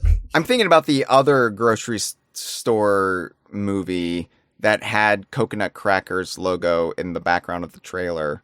That is maybe my favorite of the animated grocery store movies I've seen. Yeah, it's my favorite too because it referenced Donkey Kong Coconut Crackers in the trailer. But not the final release, unfortunately. No, not It's Mr. Pants. Oh, you mean... Okay, I see. Yeah. There was actually a movie. It wasn't just a short film. Anyway, the birds from the Divide, the crystal doves or whatever, they're also in this layer. In Sublayer 501 in Cantor Creamery, you'll see them in the little village. Which I love that we start doubling up on some critters here. They start appearing in more than one sublayer, so I like that they're here as well. Yeah, I'm glad they're not too cold. I would be worried about them. Birds are resilient. I mean... They don't have sunlight, though. No, but they have fluorescent lighting, and they're where the magma is. Primarily in this. I mean, there's a lot of magma in Sublayer 501, so, you know. It's just chocolate. Yes, very red traditional chocolate. Very hot chocolate. But one other thing I haven't brought up yet on these Bananza episodes, and this is a reoccurring critter that you will find, I think, one per layer or mostly one per layer. They're the weird bananium chip lizards that you'll occasionally stumble across, and then you have to chase around and just beat up for bananium chips. Yeah, it's Gabriel's wife, actually. That's what she looks like. A lot smaller than we expected. I love the design of these. I don't know how many people have actually stopped and gone into camera mode and zoomed in on these, but they are... Like, they don't even look that cartoony. They look like just lizards, but with a big, bulging supply of bananium chips on their ass. Yeah, I did not realize this was a lizard until now, because they move very quickly, and I don't stop and take in the environment as much as I should. So I feel bad. I feel bad for the artists who worked on this. No. Where, like, most people would not realize this. Yes, but thankfully there are freaks like me who have to stop and look at the weird little lizards that you'll sometimes see for, like, 30 seconds, and they stop, and we take pictures of everything, and then we share them online. So you know what? It's fine. This will eventually be in DK Vine's gallery, preserved for the ages. Anyway, I wanted to bring those up because I always forget to bring those up. And I'm like, I was looking through my screenshots when I was doing the show notes. I was like, oh, I should probably talk about these at some point. I know I was talking about the game with Jeff in our Discord, and Jeff said he really likes these lizards. So I was like, you know what? I need to get out in front of Jeff being on the conversation about Bananza and talk about the Bananium chip lizards. Something about them as well, I hate to keep bringing up Splatoon, but there are creatures in that single-player campaign that have a design that is basically suction cup-like, and the Banandium chips, basically, they kind of look like tiny little suction cups. Yeah. I was thinking they look it just made me think of it. They kind of look like puckered little anuses. Well, that's what Splatoon was actually going for. They settled on squids at the last minute when they realized that it kind of lined up. Alter Mentality, Courtney, in the live stream, mentions that putting Banandium chips on the lizards does make it sound like someone K-Rool would be attracted to. He likes them little. He likes bananas. No comment. The Noipoi says, I felt bad about beating the crap out of the lizards. And just a banana in my pocket says, chocolate banana starfish. Yeah, that'll be the next Animal Buddy in the next DKC game. That'll be what the next Donkey Kong Country game is subtitled. Would it have a colon before the... Well, in that case, I think a colon would be entirely appropriate. The one time I will allow it. Anyway, let's talk a little bit about the geography and layout of the freezer layer. I really like how this is all constructed, because I feel like the interplay between the three different sublayers that make up the world, it's very well done, and it's a very gradual kind of rollout or rollescoid. I'm afraid to say it now. You, my beloved audience, have ruined this baddie for me because I can never say this baddie now without being self-conscious. Thank you. Call it the R word. No. Everyone will know exactly what you mean. Yeah, everybody who's so eager to say I hate the retro games or that I want Mario to die will surely take that at face value and not know. Also, you could say the retro games are the R words. Yeah, there's so many. Sublayer 500, the big thing you have to work towards is the cooling tower. So there's something going wrong in each sublayer. The cooling tower, which, by the way, was mistaken as the mechanical crocodile isle in the initial trailer and screenshots for Bananza. People saw this and thought it might be the mechanical crocodile isle that had like sunken into the underground world. It's a big zebra. It's a big mechanical zebra face. But I can see why you might jump to that conclusion if you didn't know this was zebra themed. Yeah, I can see it. I somehow avoided that rumor, even though I was very deep in every bit of fan theory. Yeah, I briefly entertained it, but I was like, no, it looks like a horse or something. And I was close. So, the cooling tower, it's something's gone wrong with it, right? It's cooling things off too much, and it's making the entirety of Sublayer 500 even colder than it should be. So even the zebras are kind of miserable.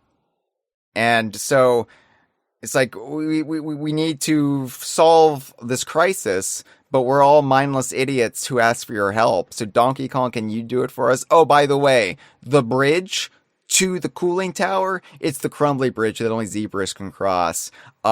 Take the second class path. So like they're like, maybe if you have the power of a zebra, but you would need to talk to the zebra elder for that. But oh yeah, he's on Sublayer 501. Now you can access Sublayer 501 through the cooling tower, but you can't reach the cooling tower. Thankfully, there's another path to 501, and that's through Cool Stripe Cavern, the ice cave. What'd you think of the ice cave? Everything about this layer I love. You mentioned it earlier, but there is so much variety in what they're doing with a basic snow theme. Yeah. And there's obviously much more you'll get to later, but even just an ice cave, it's just a nice way to make it feel completely different. It's a whole different environment. Yeah, ice caves, of course, we're not unaccustomed to ice caves in the Donkey Kong series. Donkey Kong Country really set that as one of the preferred series templates. And I think it's never been done quite as awe-inspiring as the original DKC. We had the Game Boy version with the rare cow, obviously. We know what you're talking about. Sure. That's what you think, sure. DKC 2, your least favorite game of all time, had ice caves, but they were a little bit more muted, a little bit more dangerous. Donkey Kong 64 had a whole world themed around the ice cave, but it could never really do it justice in polygons. Here, I really like the way this looks. It's very blue. Hey, you forgot about Ukulele. Obviously the most important ice cave in the world. I wasn't bringing up the entire DKU. I could have talked about Waz's Cave and Banjo-Kazooie.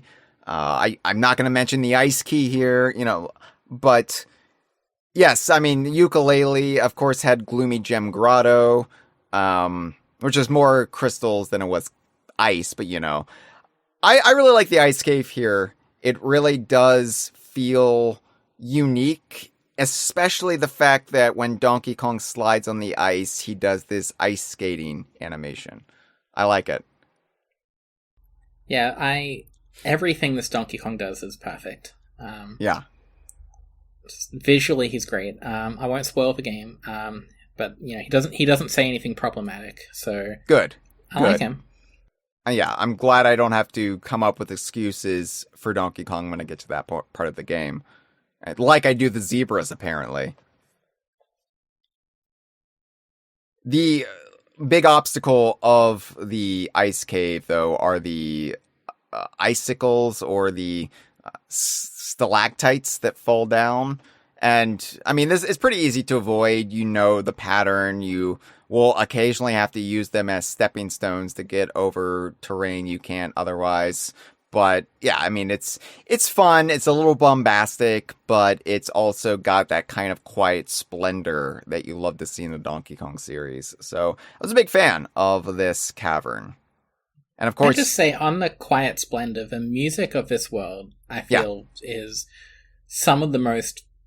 Like, it's the really calm, serene DKC kind of music. Mm-hmm. And I feel like this really captures that mood so wonderfully. I like all the music in the game, and this is not one of the tracks that, I'll hum along, but every time I'm here, I just love the music start to finish. You'll never put this disc in the Getaway player. Yeah, they have to make a CD shaped like a zebra's head. Yeah, it is a little bit off-brand, right? That you get vinyls in this game when you really should be getting CDs shaped like character heads. Come on.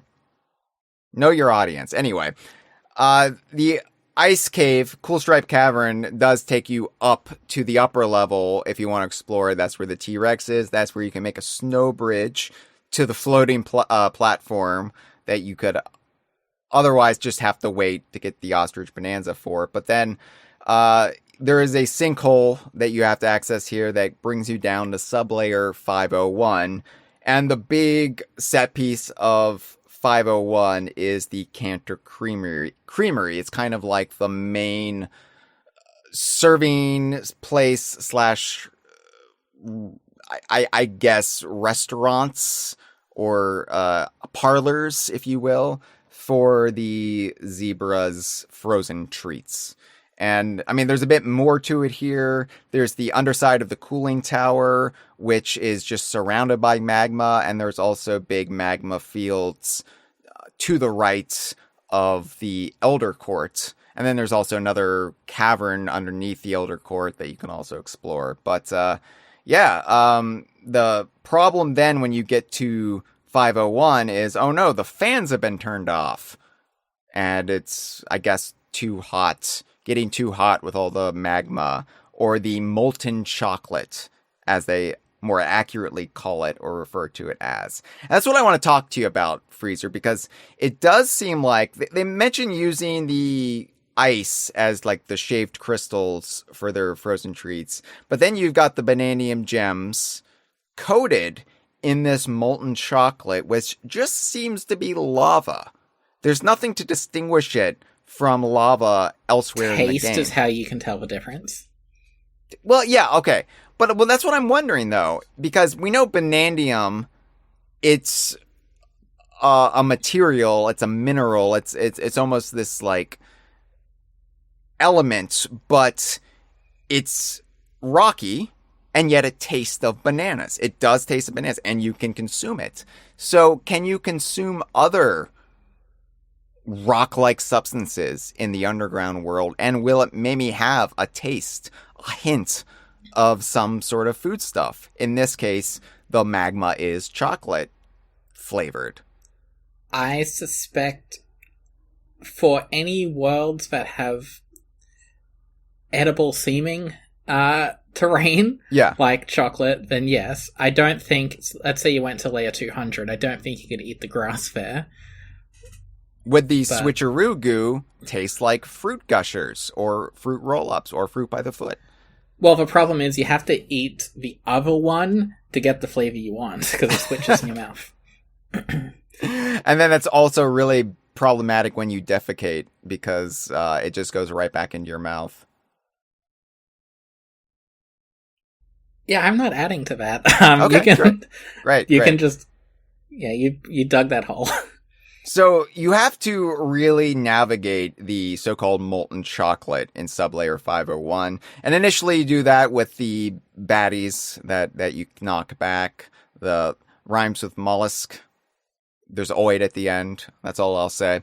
But eventually you will find other ways to deal with the magma. And one of the great set pieces down by the cooling tower is you have to activate an ice machine to drop little ice crystals that then roll down and will turn the molten chocolate to obsidian. It will effectively extinguish or harden the hot lava and make it into safely traversable terrain. And that means you have to kind of navigate the flow of the ice crystals and devise a path for them to trickle down. Again, not the economics, because this actually works. Yeah, and Courtney in the chat actually says this is her favorite mechanic in the whole game. Oh, really? Yeah. It's something I love a lot about it. Yeah, I really appreciated this, and of course I wanted to see how much I could actually extinguish, how much I could actually cool down and turn into, like, obsidian ground. And eventually, even I lost my patience, because you can only get it to go so far before it melts. But there are... there are some puzzles that are specifically made with these things in mind, and I just cheesed it by making my own pathways out of the chocolate terrain. Yeah. Yeah, there are, like, this comes back, not just in this sublayer. That might be too many spoilers, but you will have to deal with these ice machines a little bit more than this. And sometimes they are very, very tricky, especially when you have to deal with terrain that's not just the lava, and you actually have to... Wait, Tricky is in this game? I mean, I don't think Tricky was the fossil from the canyon layer. I don't. It's referred to as a Dino Diva, and that's not really Tricky. What about Tricky's family? Yeah, I mean, it might be... Maybe it's Tricky's dad or mom, who both died in Star Fox Assault. Anyway. Yeah, I really, really like the ice machine, the ice maker, and it's a really, for those speedrunning the game, this is where you have to just stop and kind of have to take it slow initially to figure out how the ice crystals are going to roll. And, of course, there's other stuff hidden in the lava. There are Banandium gems and what have you. But, yeah, I really like having to work my way around the lava in this game. In this layer and elsewhere, it's always a fun challenge, and eventually you can really cheese it, but here it's still something you have to proceed with great caution. Yeah, I love this. I think the molten chocolate, I do kind of wish they made it look more visually distinct from just lava. That's probably my biggest issue with this entire world is, like, I don't know what they could have done. If they made it, like, brown liquid, it might have blended in too much with the good chocolate you can stand on. But I just wish they did something more creative with this. I did check my You have to read the text to know that it's... If you're someone who doesn't read and just plays the game, you'd assume it's lava. Right. Well, I did check the smashing stats, and it does just refer to it as lava. It doesn't refer to it as hot, sticky chocolate or whatever. So that's why my theory was, this is just lava, but the lava is tinged with chocolatey aroma with a little hint, a little zest of cocoa for whatever reason. And it's delicate enough on the intestines of a gorilla and a human girl that they can eat it and not die. So, yeah. I do like that the chocolate doesn't melt completely, despite being this close to what is essentially lava. Yeah. Some really well-made chocolate. Yeah. Or really well-made dirt that just you can eat. I'm assuming it's real chocolate, and something in Australia, our chocolate is actually made to melt at a higher temperature than elsewhere because it's a hot, humid hellscape here. Sure. So I'm assuming that this chocolate was also made by nature, by evolution through God. However, this world was made. The chocolate was made to not melt until it hits a very, very high temperature. So yeah, that's my excuse, and I'm sticking to it. Okay. And I just like to think that the zebras are just digging up dirt and mud and lava and serving it to you. And you will eat it. So let's talk about the zebra elder. Now, I was a little bit disappointed meeting the zebra elder because this is the first elder you meet after the Kong elder. And the Kong elder I thought was kind of hilarious because he said he was an aspiring DJ, which is just like this ancient, long-lived entity is also just like slumming it as a DJ. I thought that was just like a fun, weird little character beat. And then I realized all the elders were going to do this bit because of the ancient records, because of the like Bananza song that activates that form. And it was like, oh, okay, yeah, they're all wannabe DJs. Sure, okay. But it makes them feel less individualistic. Like, I wish they could be other forms of musicians. Like, maybe the Zebra Elder is all about, like, Icelandic death metal or something. Like, why are they all DJs? I don't know. I guess because of the record, because of the big turntable. But you should have had to get like a giant 8-track tape all the way. Yeah, yeah, or a CD shaped like a zebra head.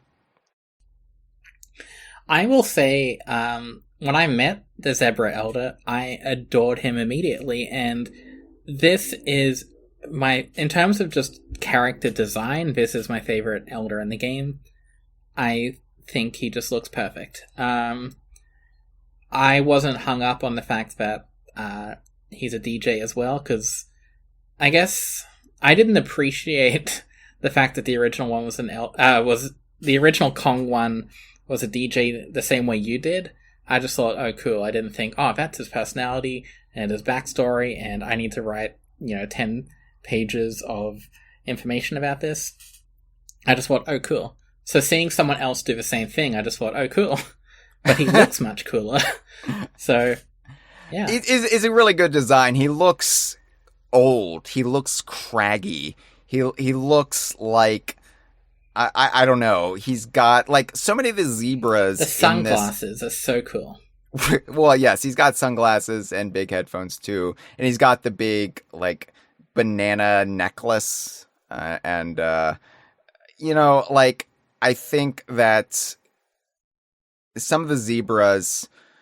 I don't know if this is just my brain, my broken brain, but I'm like, there are people who are going to masturbate to these zebras in this layer. And I like that the zebra elder, I feel like is a masturbation. He's a challenge if you're doing suppression that. tool because nobody's going to masturbate to the zebra elder. I mean not nobody. On the upside, everyone that is way too horny is currently obsessed with AI tools now. Okay. So the amount good. of masturbation to this guy will be less than it would have been in a better timeline. So, see, I am extremely horny, but I compartmentalize my horniness. I don't bring it into the DKU. So, it's never been a thing for me to be like, oh, yeah, you and your wife don't do Cooper and Amber roleplay? No, or Conquer Barry, or Cranky and Wrinkly. What about Mildred Ice Cube and George Ice Cube? It's funny you brought them up. I'm going to bring them up later, believe it or not, but not in a sexual way.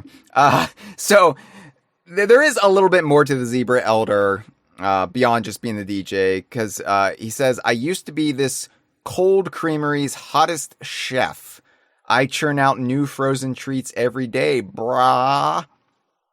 But he's retired now, and he's just a DJ.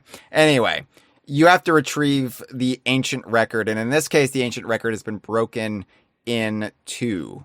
Or was it broken in 3 for this? I think stuff? It's 3. It's 3, yeah, because there's the one in the magma field, there's the one in the other magma field, and then there's the one up by the fans, right? Yeah, I just remember finding 2 and thinking I was done, and then realizing I had to find a 3rd. Yeah. So, Poppy Kong actually snapped the ancient record in 3. So you have to retrieve it, and that takes a bit of time. And the cool thing about the ancient record pieces, though, I was so precious with the ancient record in Lagoon Lair, because I thought, this is a holy artifact. I need to be careful with this. I can't drop it. And they made a big deal. Don't drop it. And I was like, oh God, walk very slowly. And here, it's just basically like, no, you're supposed to turf surf on this to get over the magma. And I was just like, really? I can do that? Why was I so careful in Lagoon Lair? Why were they building it up to be the greatest sin imaginable if I so much as sneezed on this? And here I am, using it as a makeshift surfboard. Maybe they realized if you snap them in 3 and they can still be put back together again, it doesn't really matter what you do with it. From a practical game design point of view, I think they said that the first time because if you drop it for long enough, it'll respawn at its original point. So they just didn't want kids to, get absent-minded and drop it and then forget where it is. I really took them at face value. I thought they were like, if you drop this, it breaks and then the game's over. And you have to start back at Ingot Nintendo Isle. actually, Miyamoto comes to your house and unplugs the system, tells you to come back tomorrow. He repossesses your Switch too and gives it to a more deserving family. That's what Nintendo's going to do next time, since they don't give you review codes. They'll actively stop you next time. Maybe it was the holiday card we sent them of the provocatively posed naughty that put me on the blacklist. Did you send them holiday cards other years? Yeah, but okay. I sent them this naughty one, and while I got Dustin a art commission from Rare, it put me on Nintendo's shit list. Anyway, the Zebra Bananza from 25 years ago. They just have your face up at headquarters, like, do not respond to this boy. Yeah, I mean that tracks. I'll never do enough good in their eyes to redeem myself. But the Zebra Bananza, admittedly, this is probably my least favorite Bananza thus far. I use the Kong Bananza quite a bit, and have found many occasions up to this point using the Kong Bonanza.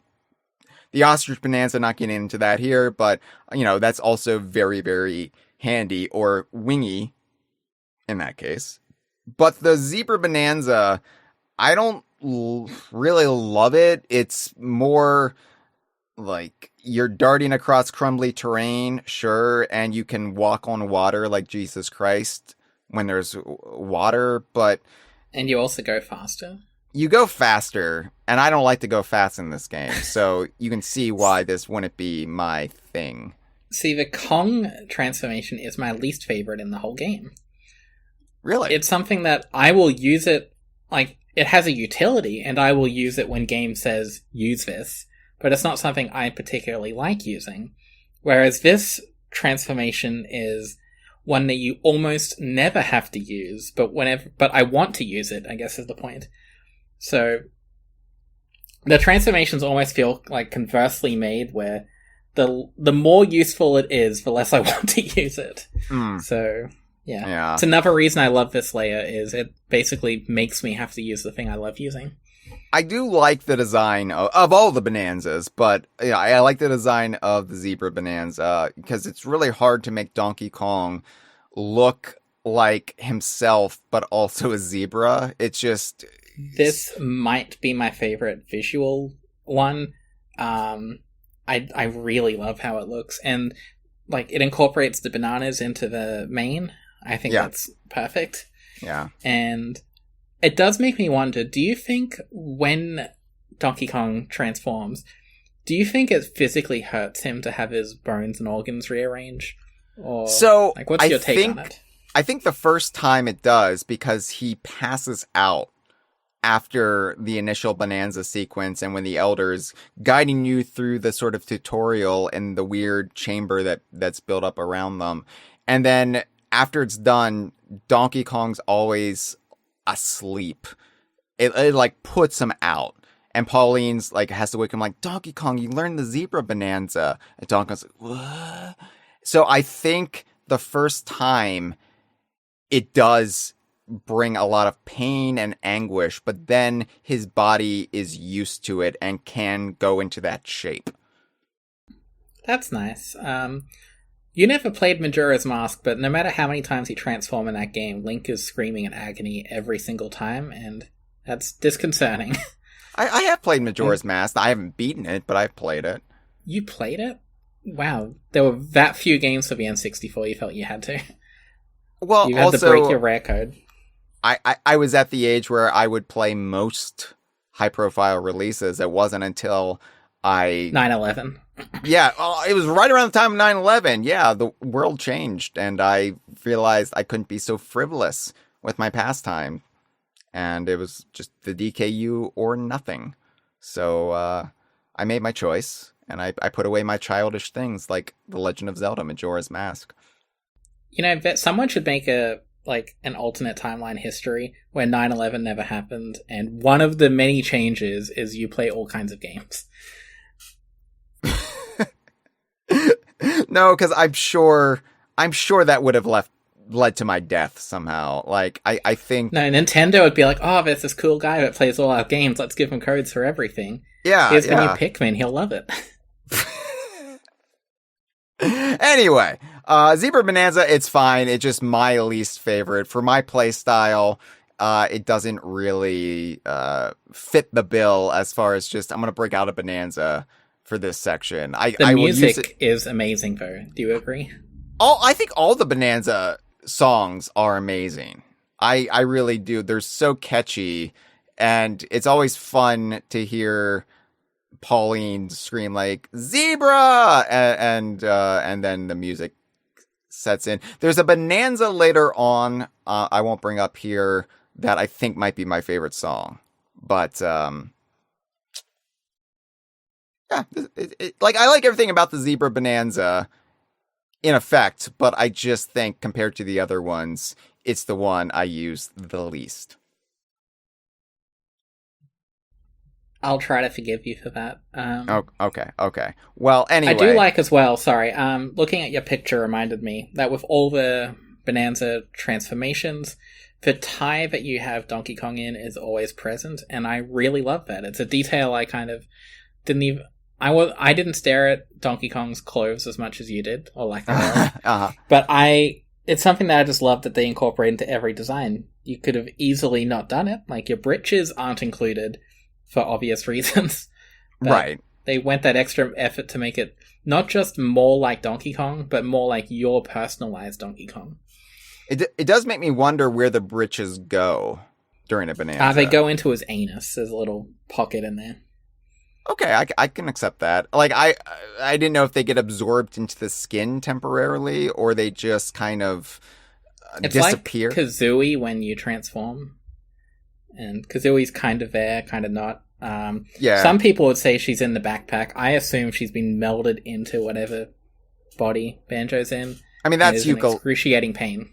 That's Yuka and Laylee. Laylee becomes part of the mass of whatever. Yeah, but she's in there, but doesn't have, like, the control of the body. She's just a nagging voice that can talk, but can't decide, I want to move this way or that way. She's just... Yeah. Right. That's what I always took it as. And Donkey Kong's pants are the same thing here. Yeah, wherever Donkey Kong's britches went... you can use the Zebra Bananza to then access the cooling tower back on Sublayer 500. And exploring the cooling tower beyond just where the game's screaming at you to go, with the big exclamation mark, head here to actually advance the story. I'm like, fuck you, I'm going to spend 4 hours exploring the cooling tower. And that pays off in this case because, yes, that is where Cranky is hiding. Cranky and Rambi are hiding in one of the ice huts at the very top of the cooling tower. And I love that there's even a little TV in there with them. There's a TV in a lot of the like little parlors that you can go into. And it like has advertisements for the zebras' desserts. And in this case, it's, I think, the Choco Banana. But, yeah, Cranky is just chilling in this little igloo. And he goes through his normal spiel. Mining misadventure. It was up to me riding Rambi, blah, blah, blah, blah, blah. Banana Bandit. And then he says, what a rotten crook. Laughing with his jagged fangs on full display. He doesn't scare me in the slightest. I'll knock those incisors right out sizer. Yeah, I thought it was really interesting that they wanted to put Dracula into the Donkey Kong universe. You know what? There are so many Draculas in the DKU already. I can't handle another one. Really, like, we've got Batula or Conkula, depending on your interpretation. You've got Dracula from Castlevania in Super Smash Bros. Ultimate. You've got the character Vlad in Demon Turf. So many Draculas. Yeah. I just really love, like, you've already talked about Cranky's writing, and yeah. I do wish there was more variety in it. But basically every line, even though I'm apparently allergic to reading in this game and taking my time, seeing Cranky Kong always puts a smile on my face. And the places he hides, except Layer 300, the places he hides are always really good. And you were saying how, like, Layer 300, he was just very out in the open and it wasn't well hidden. And I appreciate that as someone who somehow avoided him all the time.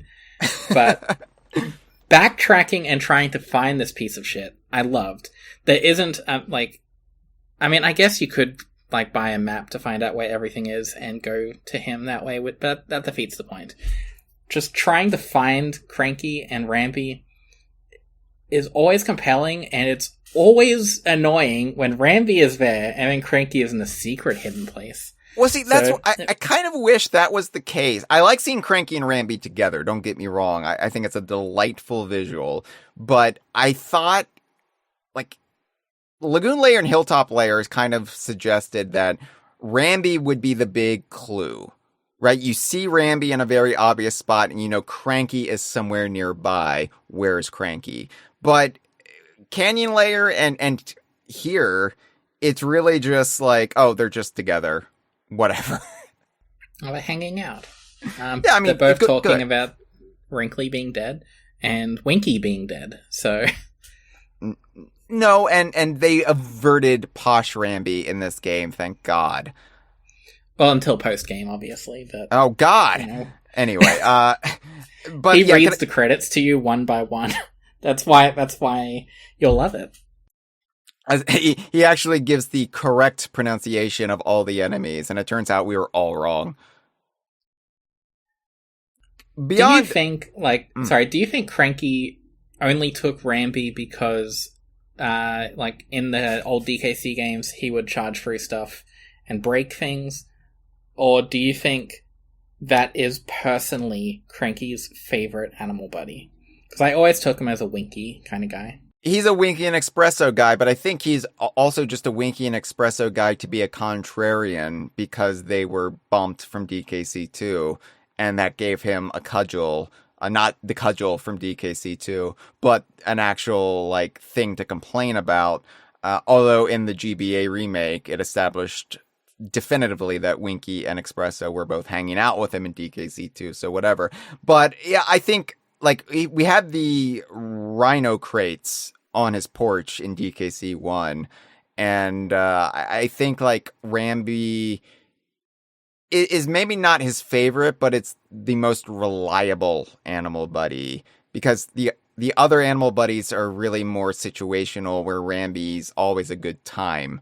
Rambi's always useful, especially for somebody like Cranky. Yeah, Cranky Kong's like your dad when he says we can't get a dog, and then he turns out to be the one that loves the dog the most. Or he's your grandfather who raised you as a father.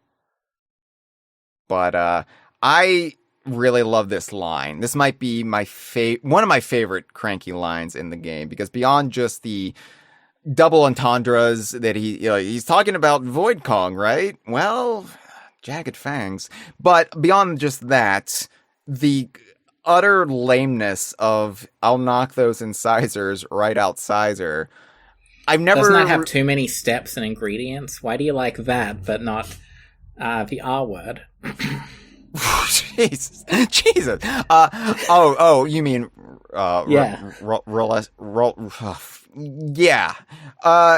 So yeah, I'm too petrified to talk about it now.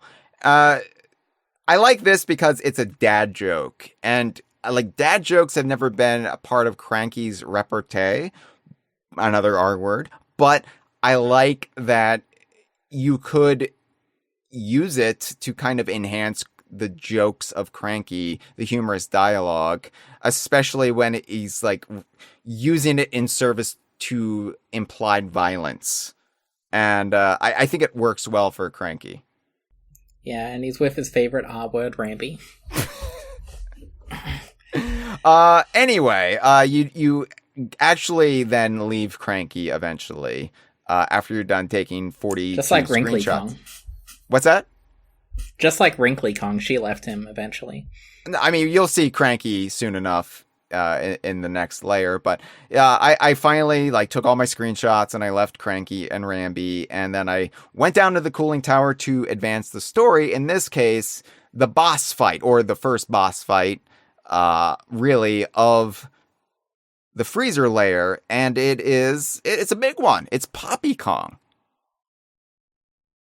Now, the big one is Grumpy Kong. This is the woman Kong. Well, unlike Grumpy Kong, because Grumpy Kong is the engineer, right? Grumpy Kong makes the monsters, and so Grumpy Kong fought you in sort of a crocoid mech.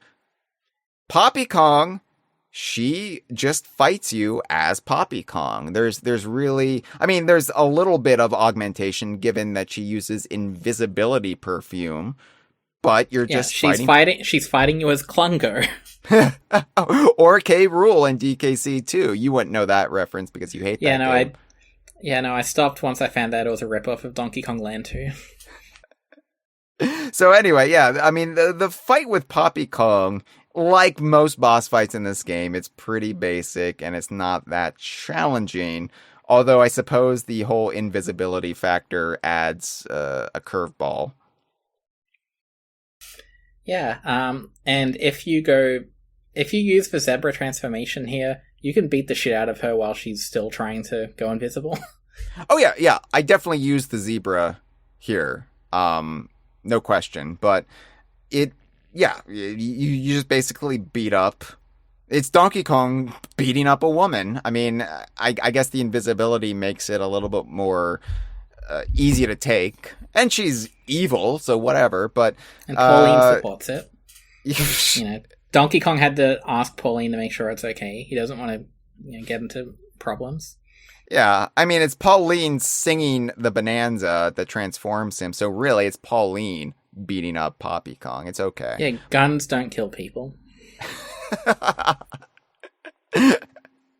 Anyway, you defeat Poppy Kong, and then she's just like Grumpy Kong.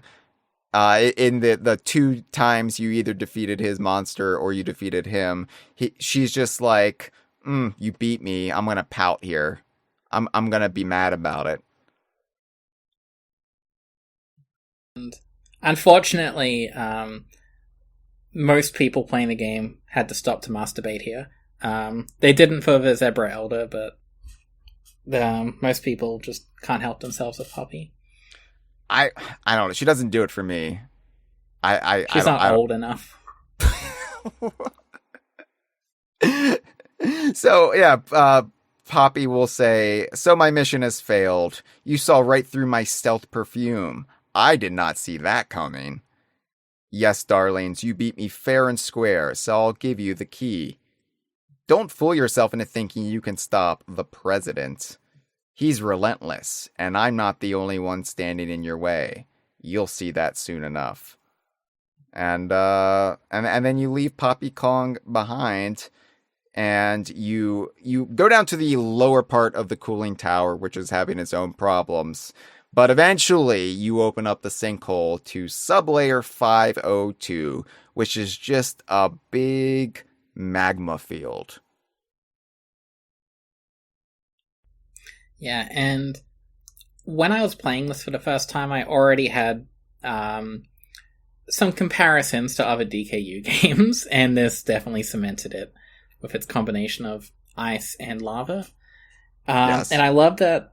Obviously, we already had lava earlier on, and we had to get it to get the record. But having basically a whole layer dedicated to it,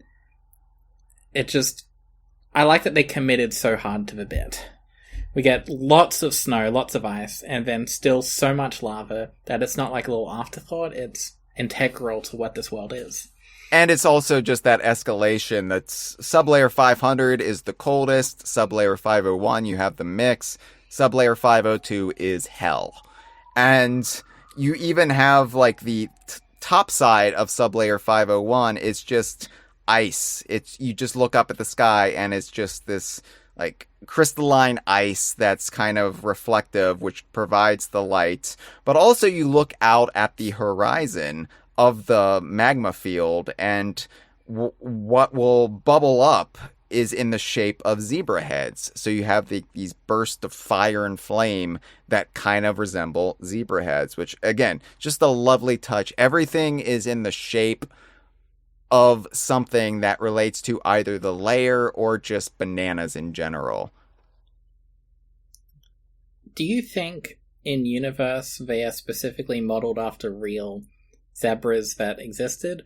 Or, like, do you think one of them be like, that looked like my grandfather? Or do you think it's, like, is their soul trapped in the fire? Like, what do you think? I think it's just a wacky coincidence, but sure, there could be some sort of very existential, like, hellscape nightmare that the zebra souls find themselves in. Maybe by being racist assholes about their crumbly bridges, they doomed their souls to an eternity of hellfire. By the way, did you high-five the zebras at all in the game? I always try to high-five, not everybody, but I do try to high-five as many people as I can, just especially when I make a mess of their surroundings, and I'm like, I don't actually mean any harm here, high-five. Because I'm sure you noticed, but their clothes fall off basically when you do that. Yeah. Yeah. And that's a detail I love about this game. Yeah. Yeah, you can strip these sexy They are animals. suffering in layer 500, but here I think it's doing them a favor. So, yeah, the conceit here, just like the top 2 sublayers, is that something is wrong with the mechanism, and in this case, it's way too hot. It's hotter than it normally is, and the one zebra you talk to says, if this keeps up, all of our frozen treats are gonna melt. So you have to investigate the source of the heat, which is in this big interior zebra head chamber, and you have to navigate your way over to it, and that includes activating another ice machine and cooling down the magma. If I lived here, I wouldn't think, oh no, the treats are going to melt. I'd think we're all going to die. Yeah, yeah. Yeah. Do you think he's like got the capitalist brain where that's what he's worried about? I mean, like, what do you think? I think they're so dedicated to their craft. It's not necessarily that they want to make money off the frozen treats, is that they just care so much about their culinary treats and concoctions and confections that they don't want to see any harm come to them before some fractone or gorilla or human comes along and gobbles them up. You're really doing a lot of cheerleading for these racist guys. I hope you realize. The salvager monkeys were the racist. The zebras are misunderstood. Okay? I hear a lot of people say the same thing about other groups in our world, and I'm not affiliating myself with that. You know what? Let's then stop talking about the zebras and talk about the fractones a little bit more, because it wasn't until this sublayer that something clicked with me. Now, earlier we had seen one fractone that was made out of ice, and you could actually early on use that fractone's chunks to put out magma. And the first magma you encountered in 501 to kind of make a little path for yourself pre, ice machine and what have you. And I didn't think about it then until I saw the ice cube down here in 502, and maybe it was the Hailfire Peaks connection. Maybe it was the cold then hot kind of thing that really made it sink in. But I was like, oh my god, these look very remarkably similar to George and Mildred Ice Cube from off of Banjo-Tooie. They all look alike to you, don't they? They're ice cubes! There's only one shape, generally speaking, that they're portrayed as. Cubes! Whatever helps you sleep. All right. Well, clearly they're not George and Mildred Ice Cube, properties of Rare Limited. And Nintendo would never dare broach that intellectual property. But yeah, I was like, I just appreciate that we have Donkey Kong talking to sentient ice cubes. Yeah, no, I love that. I don't have anything funny to say, I just liked it. And also, unlike George and Mildred, you don't kill them. You just take off a chunk and they regrow. So they're much more durable than the Banjo-Kazooie series ice cubes and ukulele googly-eyed enhanced ice cubes. So, yeah. Also, you mentioned Hailfire Peaks, which is the obvious thing. Were you thinking about Freezer Furnace at all during this world? Because it being more industrial and having a lava underside kind of made me think about that a lot. Yeah, I don't know. I'm top so layer ice, bottom layer lava, and machinery. Yeah, I think generally speaking, nobody thinks about the GBA games as much as you do. Yeah, I had to change my DK Vine Discord name for this game because it was Freezer Furnace, then it was Frasier Furnace for years, and now it's for Layer with Zebras. So yeah, it kind of forced, until something else comes along. It kind of forced your hand by actually name dropping you. So yeah, and once they add Frasier to this game in DLC, I'll have to update the name again. Oh God. Yeah, now I want to see that reskin where Pauline is just Frasier Crane. It'll be Niles, and because Frasier's the comparatively tougher of the two, so he'd be Donkey Kong, and then Cranky would be Martin, and Eddie, and Rambi would be Eddie. Yeah, and you got to find Maris in every world, and it's really hard. All right, well, there is another boss. It is a big It's a big one of those things, the R word, and you said that time. Okay, it's you've committed to the bit. Inflamonite, which is just a big... You're gonna feel like an idiot when Courtney tells you that it's actually Inflamonite. Courtney, don't say it. I don't want to feel any worse about myself. I'm recovering from COVID. My mouth don't work no good. Okay? I actually enjoyed this boss fight way more than Poppy Kong. Just because I felt like... It's not a woman, right? Is that the reason? I don't know. I don't know. It never established its gender. So I don't know. But I did love this boss fight. I felt like it actually was a clever usage of the zebra Bananza, which I was complaining about, but I feel like it incorporated the crumbly bridges in a way that was clever. And honestly, this was I think the first boss fight where I really felt like I had to like play on the edge of my seat. It did throw a little bit of a challenge at you just in trying to keep up with Inflamonite.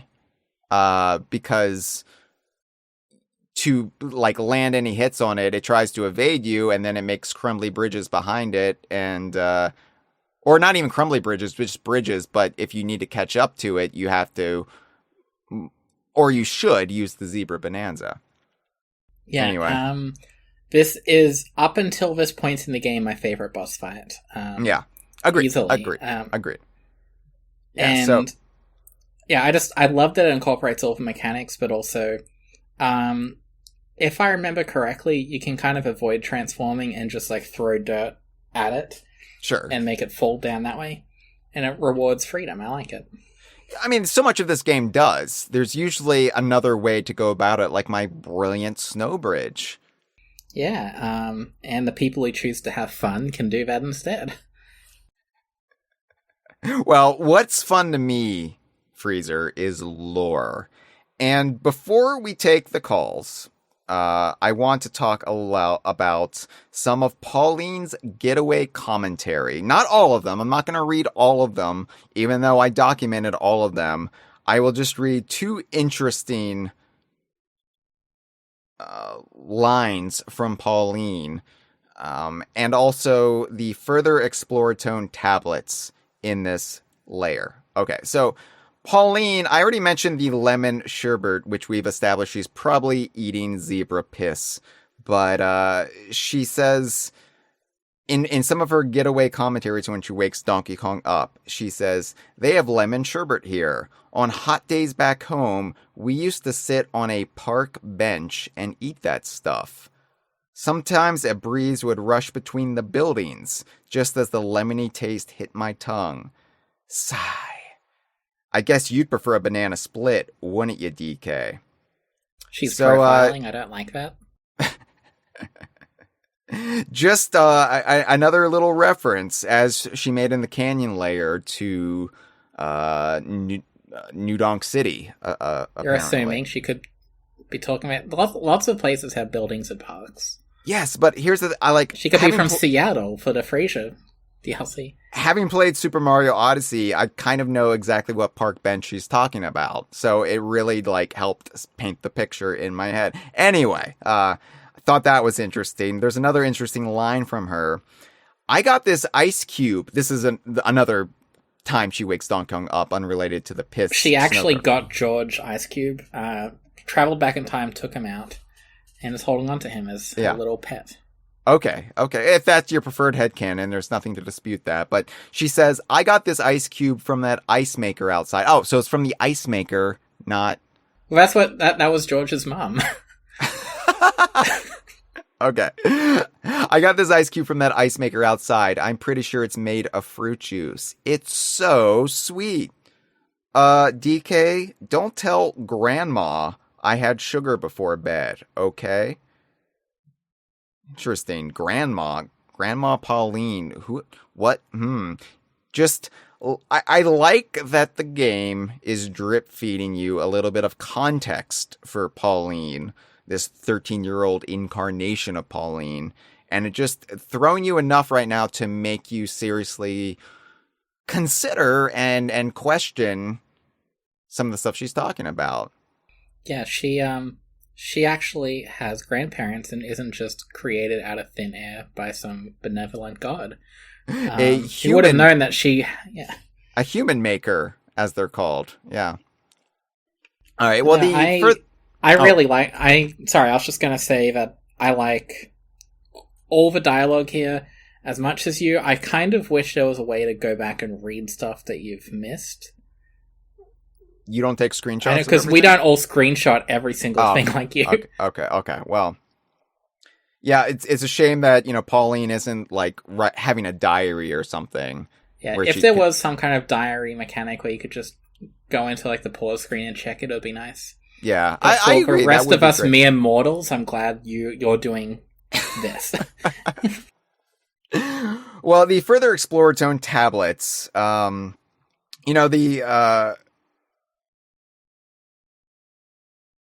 not that interesting because they're really just little bits of commentary on the Explorer Tone's experiences in the freezer layer, but I'll read them really quick. Verse 6, it says, "The stripy zebras gave us a warm welcome to their cold abode." So see, they're not racist. They gave them a warm welcome. Yeah, they set them on fire. Can't win with you. You always have a comeback that brings me down. A sweets artisan in training invited us to a tasting of experimental delicacies. Of all of it, the Choco Banana had the biggest impact on us. Our feedback was that it wasn't very sweet. They said they'll work on that. So there you go. Fractone's eating. I'm happy to hear that. Just for that, I kind of want the next Donkey Kong game to be a Fractone cooking sim. Give us, like, Cooking Mama, but it's a Fractone, and we get to see what they like. I don't know why I thought you were going to say a Fractone feeding simulator. That's the DLC. Then you have to milk them for the ice cream. Liquid Fractonium squirts out. All right. Verse 7 says, "Snow is an interesting substance. A firm step on snow leaves a footprint behind. You can also pack it together to make sculptures. Pile enough of it up and you can live in it like a house. There are so many things in this world we never could have imagined." That maybe helped inspire me to make the snow bridge. I can't say for sure. Maybe on a subconscious level. As a kid, that was basically how I was when I watched American TV and found out snow was a real thing. Yeah. We don't really get it much anymore because of climate change, but when I was a kid, yeah, sure. I had the fun frolics in the snow. And in this game, you're trying to fight climate change. You're trying to bring temperature back.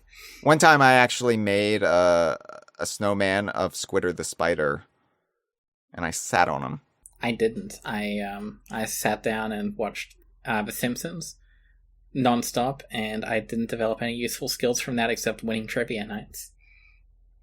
Well, it's fine, because you actually have giant spiders in Australia. Yeah, and as someone that's afraid of spiders, I picked the wrong country to be born in. I did have the opportunity to move to America, but I passed that up, and yeah, in hindsight, I made the right choice. Yeah, the giant spiders are actually in control now. It's terrifying. And just like just like Hailfire, ICE is in charge in America.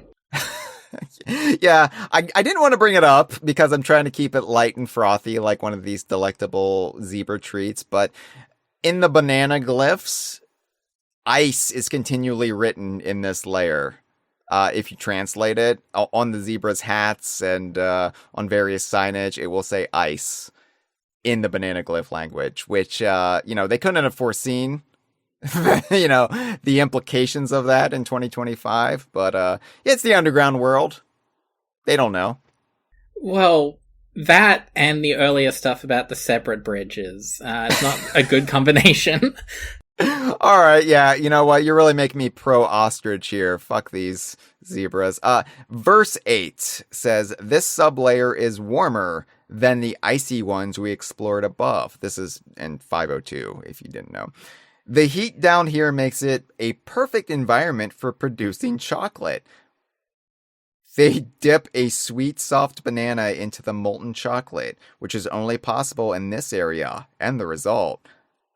thinking about it has caused a rumbling in our insides. We must take in more delicious meals on this journey.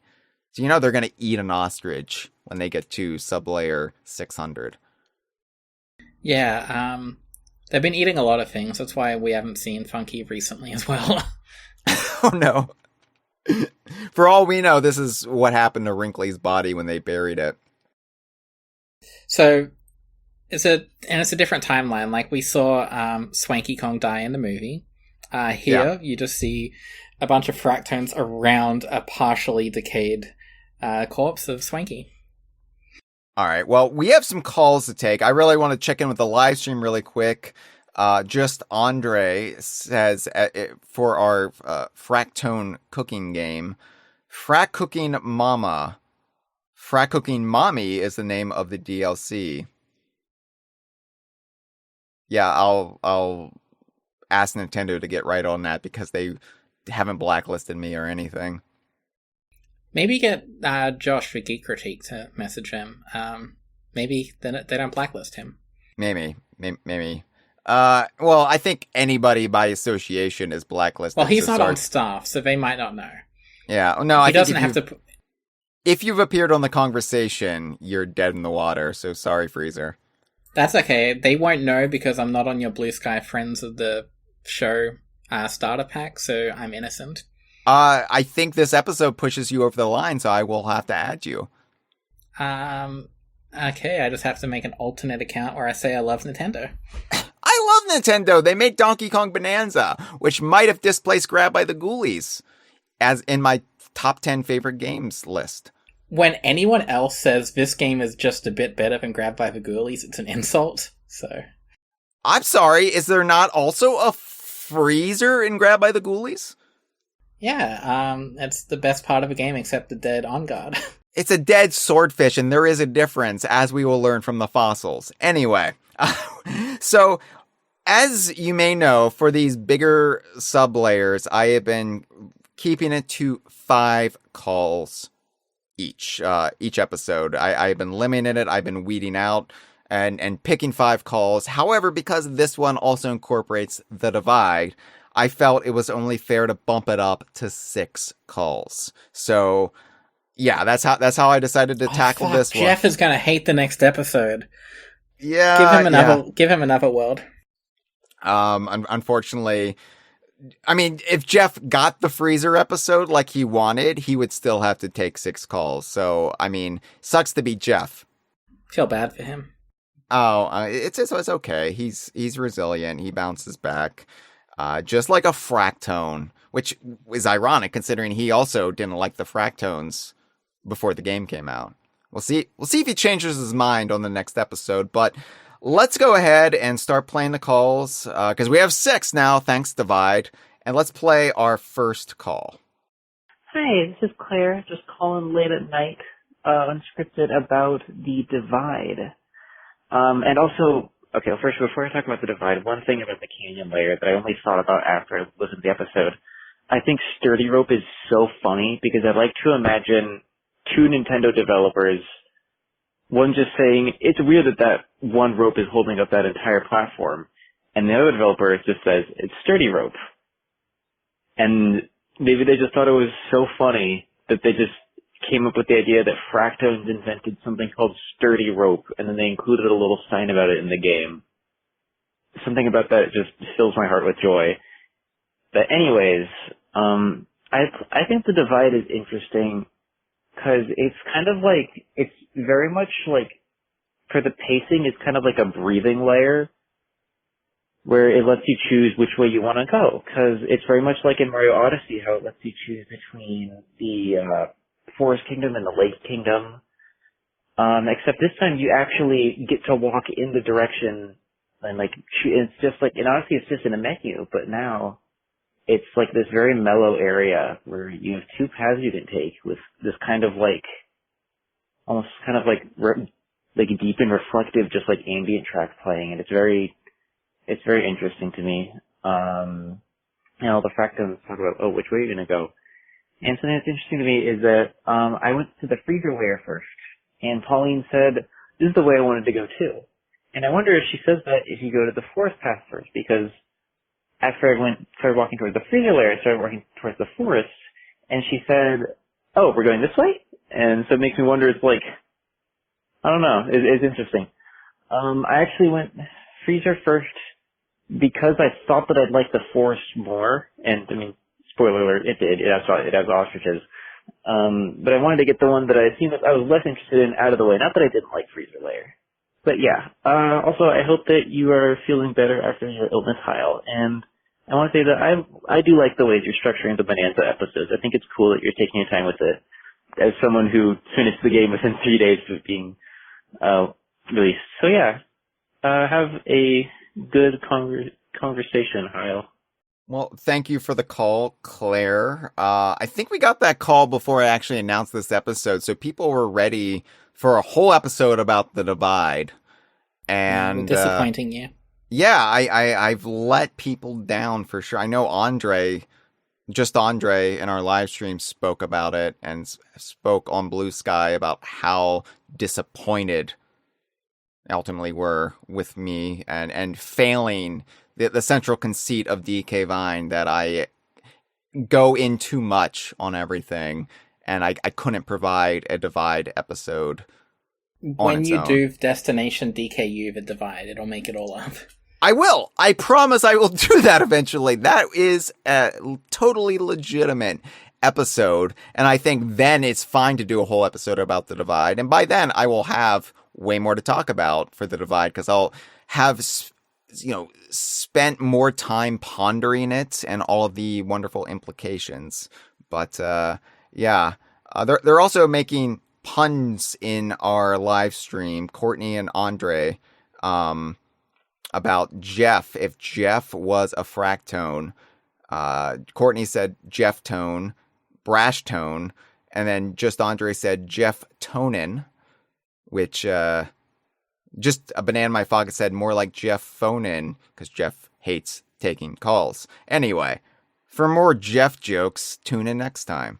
So that was a great call for 2 minutes and 18 seconds of it, and then you had to say you liked Layer 600 more, and I can't agree with that, unfortunately. But I had a similar thought about the whole, what does Pauline say if you go to the forest first? Because I did the exact same thing where I went to the freezer, saw she said that she wanted to go there, then backtracked, went to the forest and got that same line.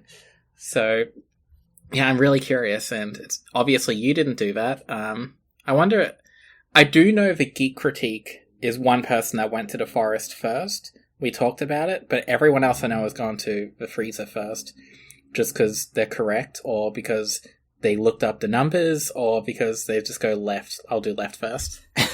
But yeah. I could also just see Pauline, like, as a 13-year-old kid, she, like, the idea of a snow day would be more enticing. I want frostbite more than a temperate climate, Donkey Kong. I mean, when you're a kid, snow is exciting. I know you only had the TV to tell you such, but trust me, it is exciting when you're a kid. I remember when Donkey Kong Country 2 came out, we had snow that night, and I got to play it with the 2-hour delay we had before school the next day. So, snow is beautiful. When Donkey Kong Country 2 came out, I was probably still shitting myself. That came after I was playing it for a bit, and I was just so impressed that I just couldn't control it. I couldn't contain it anymore. You saw Wrinkly Kong, you loved her, and you were like, oh, I hope nothing bad happens to her. Yeah, I remember like hypothesizing back when we were in the middle of the original trilogy. I wonder if they're ever going to kill Cranky one day. I was close. All right, well, thank you for the call, Claire. Let's go ahead and play our second caller. Well, the excitement in my voice has left because I just got word that you're lumping in the Divide with the Freezer layer. Also, hi, Freezer. You look beautiful today. Hyle, you look okay. Just okay. Because I'm a little disappointed. Could give him the Divide a mini. You know, I want you to talk about the Switcheroo goo for hours, but no. Freezer layer, it's a good layer. Ice worlds I tend to be a little bit cooler on, I like the Poppy Kong fight. I don't really have as much to say. I love chocolate, so all the chocolate, ironically, kind of made me hungry. Music is good. In fact, the Snow Kingdom was probably one I was weaker on in Odyssey, to be honest. So the Freezer layer is probably one I'm a little bit weaker on. It's not bad. I don't love it. Boy, that Zebra Bananza theme's probably, I think the Kong Bananza was the best, so I don't know. Anyway, I'm gonna stop talking. Goodbye. So we got a few calls from Traveler of the Stars. I decided to just play the most recent one because Traveler of the Stars was also under the impression that I was just going to do a Divide episode, and really let down by my decision making here. So what can I say other than I'm fallible? I am but a human who sometimes plays a gorilla who can transform into a zebra. So I will make mistakes, and I will not be perfect. I cannot enunciate every baddie in the game. I will just say once again, I appreciate Traveler's compliments, and mild compliment of you, Hyle. What generally speaking, what is your opinion of ice worlds in games? Just from like, because I picked the Freezer layer not because I knew the name, but I just love ice worlds in games because it's a fantasy to see snow. But what do you think? Like, do you gravitate to them? It depends what like it actually does. I think like Freeze's Peak I adore in Banjo-Kazooie. Glitter Glaze Glacier I'm kind of hit or miss on in Yooka-Laylee. Hailfire Peaks I'm hit or miss on. It's not one of my favorite Banjo-Tooie worlds. So I think it's all just in the execution of it. What about I don't the have Banjo Pilot ones with the whale? I don't have any like ingrained distaste for snow worlds. It's just a matter of like, what are they doing with it, and how much am I going to vibe with the aesthetic and atmosphere? And I'm happy to say Freezer Layer is probably one of my favorite ones. I really thought this was effectively flawless in execution. Yeah, I will say, without spoiling, really, I will say this is my second favorite layer in the game, I think. With my favorite being a later one that I do know some people in our community think it's also like a highlight for them, and I hope you agree, but I don't think you will. Oh, okay. So yeah, we'll see. Yeah. Do you, out of curiosity, with, you don't have to spoil it for people, but would you say this is still your favorite world out of everything you've seen? I don't know. I haven't really considered that, and that it'll be something I take on a case-by-case level when I kind of reflect on the sublayer as I do the episode. I'm glad you picked this one over Forest, even if you only did it for the most pedantic reason. Yeah.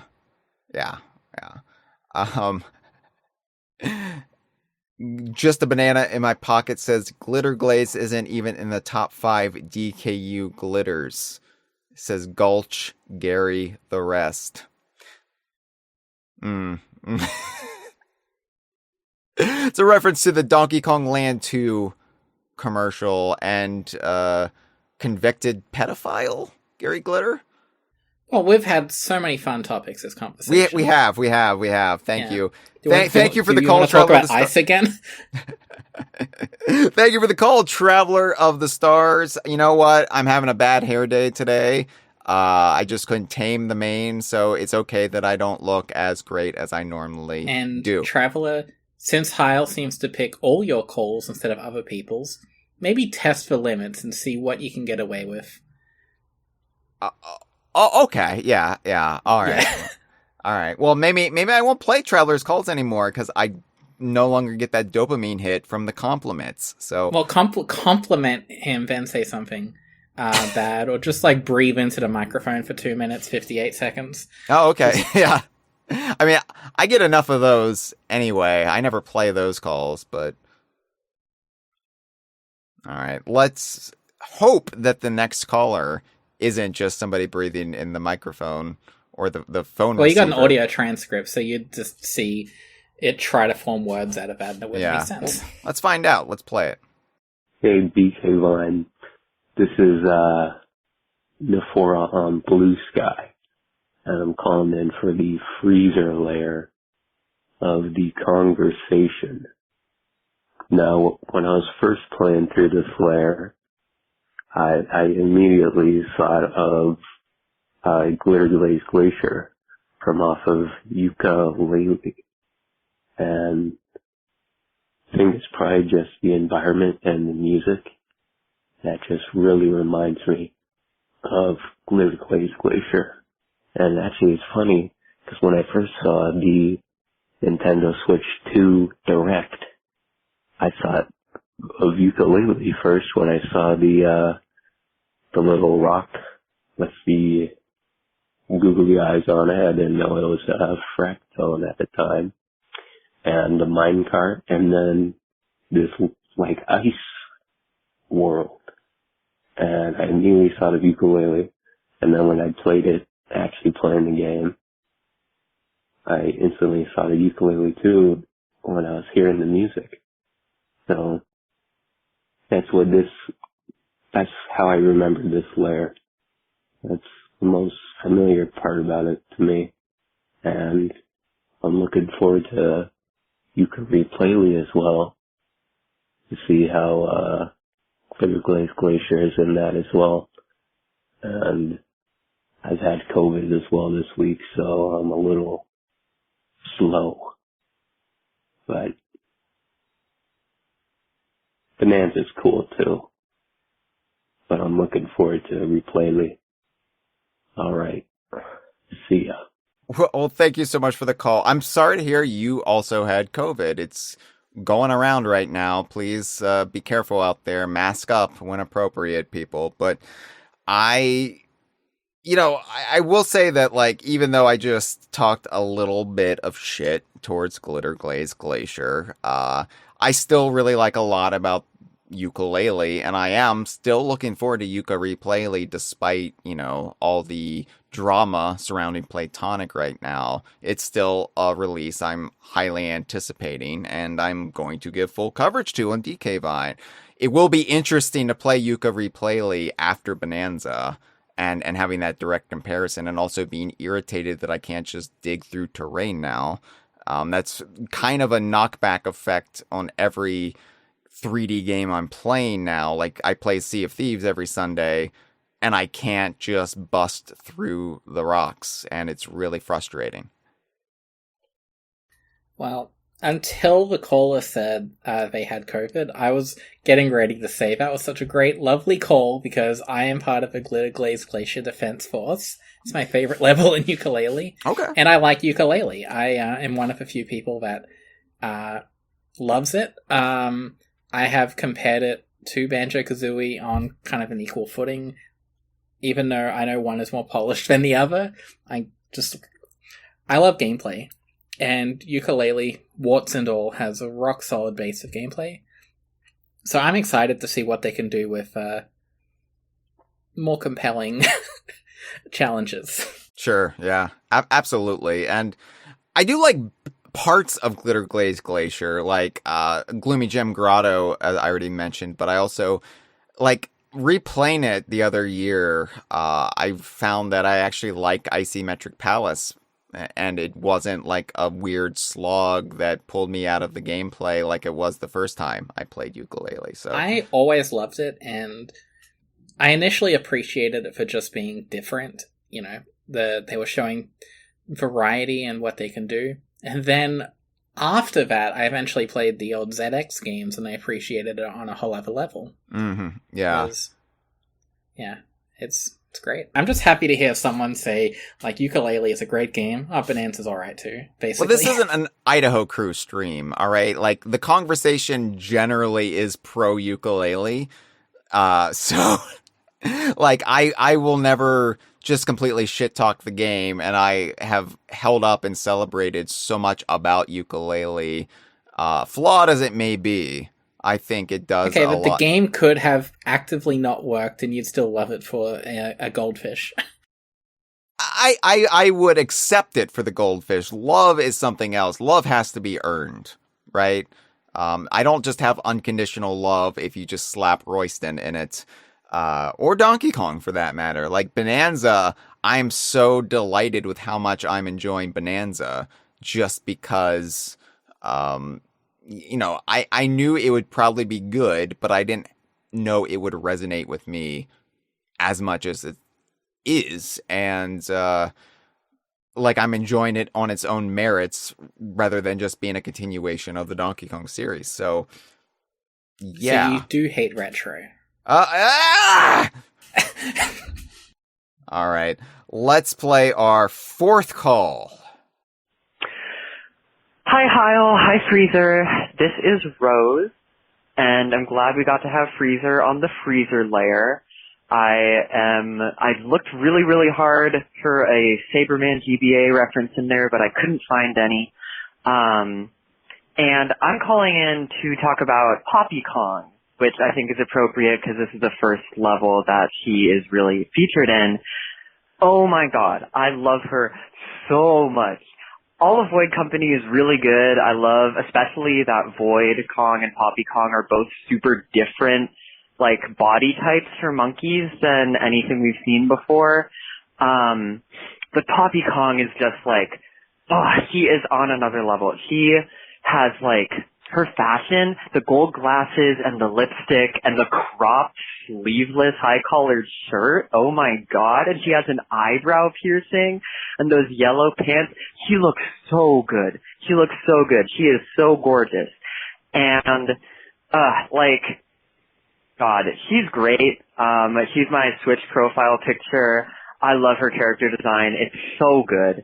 I do wish that she got to do a little more in her fight besides just, like, the stealth perfume thing. Just because that feels like a very, like, kind of lazy thing to do is like, oh, it's the girl one. It's the femme fatale. We're going to give her a perfume attack. I think Dixie has, like, more interesting things that he does, but still love to see another girl Kong in there. She's incredible.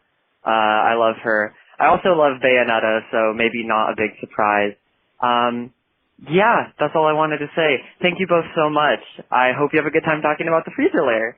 Well, thank you so much for the call. Yeah, I do like Poppy Kong. I want to stress, again, Knives Out, I want to stress that I really, really love the character of Poppy Kong and all the Voidco Kongs, really.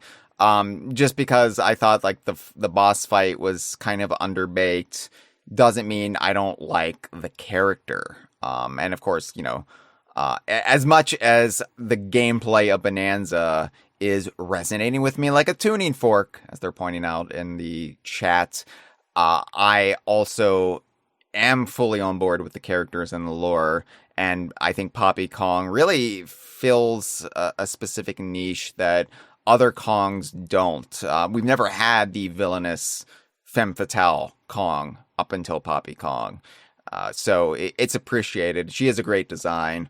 I do have to question, though, invisibility perfume now that you brought it up, because it would be one thing if, like, liquid turned you invisible.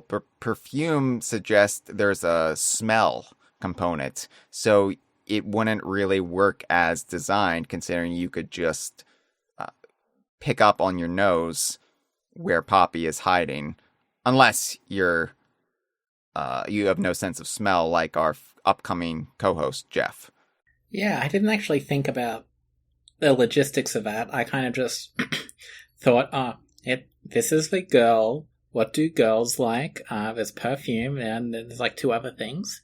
So, yeah, I kind of assumed that, and I'm glad they, didn't make a milking boss fight out of her. Oh, God. But, yeah, I didn't, that really is just making me think, because during the whole thing, I was just thinking Klungo, but even he drank something, which could explain what happened. Do you think she's drinking all that perfume? Just glugging it down when you're not Glugging looking? it? No, I think she's just dousing it on her, but there should have been, like, stink lines or something. So Donkey Kong and Pauline can, like, we're keyed in. Like, I know that she kicks up debris and stuff, but, like, the perfume aspect, there should be some sort of smell component. I don't know how you would actually incorporate that into game design. Maybe that would be a question for Mitchell. I'm not a game designer. I just think about the in-universe implications of stuff. And I don't think at all. I just hit the woman, and that's what happened. Yep. Courtney in the chat says, if only we had Professor Chops riding us instead of Pauline so he could sniff her out like a truffle. See, this is the kind of thing that would have improved the retro games. As much as I love them. Yeah, but also, I feel like they could have improved the retro games by putting Professor Chops in a guillotine. You're just saying that because we got past the Traveler of the Stars call, so there's no Professor Chops advocate on the docket. There's still calls left. For all I know. Yeah, we have 2 calls left. One of them could be a even bigger Professor Chops stan than Traveler of the Stars, but I think you're in the clear, and any commentary you might have against Professor Chops, you'll feel safe, and it will be forgotten about by the next time you're on, when we talk about, I don't know, the Donkey Kong Land games, or, I don't know, Banjo Pilot. Banjo Pilot, obviously. That's the most important game. Okay, so before we take the next call in the live stream, just Andre says, since Poppy discussion is actually happening, important Poppy Kong foot lore. If you look at her heels, they each have a hole on the side to accommodate her opposable toe. And Courtney says, thank you for noticing that. And then just a banana in my pocket says, why were you looking at her feet? And a lot of accusations going on in our live stream, but that is a great point. Not only is Poppy I'm Kong... upset you didn't notice, Hyle. Well, you took a million screenshots. Because I respect Poppy Kong, not as a sex object with feet that we drool over. I respect her as a character. So, yeah, that's going to be the one thing I don't notice. And I'm not pointing fingers at just Andre here. You're pointing toes.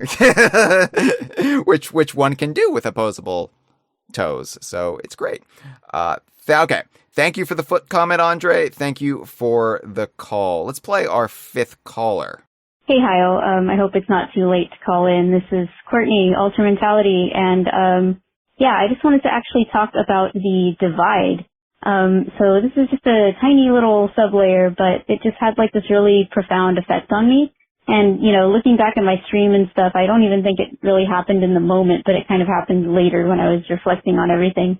But just this tiny little area of the game, I don't know, the music there is just so serene, and it really took me aback after, like, the adventurous feeling of the game so far. Like, I don't know, I just didn't expect this kind of vibe and music that I got from this area, and it really just kind of impacted me, like, subconsciously to slow down and enjoy the ride, because I was kind of somewhat rushing at that point. I rushed through the game, like, a little bit, just because I really wanted to see what was in it, but, it just reminded me that this was a hugely, like, important, magical journey that I was on that I would only get to experience for the first time once. And the divide really just got me to mentally, like, slow down a bit and realize that what I was playing was this beautiful work of art, like, the best of all of the Donkey Kong series is. So, I just wanted to say, be sure to enjoy the journey, because it is just a truly magical once-in-a-lifetime experience. And I know that you're enjoying it, and I look forward to catching up on all the episodes. I'm a little bit behind, but yeah, it's just a incredible time for us as a fandom, and I don't know, just something about this little layer, the Divide, just really captures that for me. It's beautiful, it's striking, it's serene, and there's just, much like the DK series, there's just there's nothing like it. So, I don't know, I just wanted to gush about this tiny little bit of the game for a bit. It's really special to me. Okay, bye. Well, thank you so much for the call, Courtney. You're in our chat. You're calling in. Double dipping. Double dipping like a Choco banana. I'm so glad you brought that up about the Divide, because I think I was trying to articulate it earlier, and my ability to properly convey what I was feeling is just not present. For one, I have to deal with Freezer calling me a racist apologist, and then also I'm getting over COVID, so there's just so much on my plate right now that I couldn't articulate how beautiful the Divide really is. And you're Don't right. have to blame your guests for your own problems.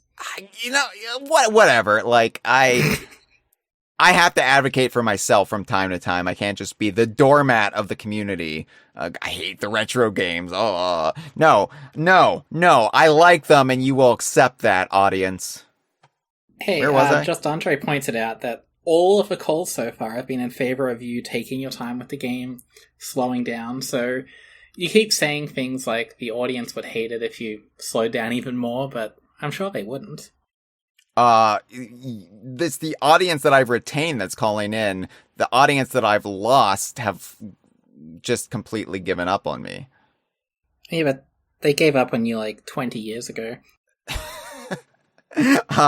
So the thing I like about the Divide, and the thing I think it really did drive home for me about Bananza, is how it actually harkens back to some of the feeling of the original Donkey Kong Country that was even lost by the time we got to Donkey Kong Country 2. That very minimalistic, quiet, contemplative mood and atmosphere.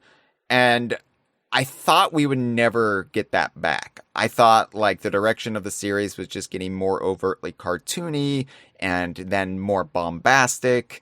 And I mean, this cartoony even in the Rare era, right? It almost immediately started getting more cartoony, but then by the time we got to Donkey Kong 64, it was just very slapsticky, and Donkey Kong 64 had its moments, right? That were very quiet or even a little bit moody, but not like Donkey Kong Country. And I would say Bananza, for me, comes the closest to some of DKC's environments, and it's a combination of the way they're depicted, but also the music, or sometimes the lack of music, that really drives it home. And it's just really great to see, when we were reporting on the existence of this game long before we knew what it actually entailed, one of the things that our sources wanted us to convey was that this team were Donkey Kong fans. They were comprised of fans of Donkey Kong. And I think that really comes across in some of their decisions, going back to the vibes of Donkey Kong Country 1. So I'm really loving it, yeah. I think it's alright. Okay. I actually really liked that, and I'm one of the people that I like Donkey Kong Country 1 more than most people. And yeah, the aesthetic of it is a big part of why, even if most of it is caves. Yeah. I mean, to be fair, technically most of this game is caves. They're just, they've got puckered butthole light sources in the sky. And maybe the original DKC did too. The graphics weren't good enough to show that. And yet gamers put up with it. They put up with the mediocre gameplay because they thought... Anyway, thank you for the call, Courtney. I haven't talked to you about this, Courtney, but I want you to think about it. You've got to be on one of these Bananza episodes. And I want you to think what we haven't addressed, what we haven't touched upon, and what sublayer ahead you might want to take part in. Just think about Courtney, that. if you want to annoy Jeff, quickly call dibs on the Forest Layer. No, Jeff has got dibs on the Forest Layer because Freezer had dibs on the Freezer Layer. So anything but the Forest Layer is on the table. But thank you for the call. All right, one more call. Are you ready to end this, Freezer? Yeah, I was ready to end it. Basically, as soon as I was 12. Sorry, just for that comment, we're gonna go another 4 hours. All right. Well, I'm happy. I'll be quiet most of it, but I'm happy to let you talk. You can stay up till it's like 8 a.m. All right. One more call. Hello, Freezer. Hello, Hyle. This is Crawlnax calling in for apparently a combined episode. And like, Hyle, how did you do this to us? You're telling me you're not going to spend 2 hours only talking about the divide with like 20 bananas, and maybe it takes 5 minutes to get through the whole thing? Well, I could spend at least a little bit of time talking about it, I guess. I do think that it's interesting how this is sort of the last gasp of like something they did to Horsey that they couldn't do here for like world building reasons, which is interesting because they usually don't let that get in their way.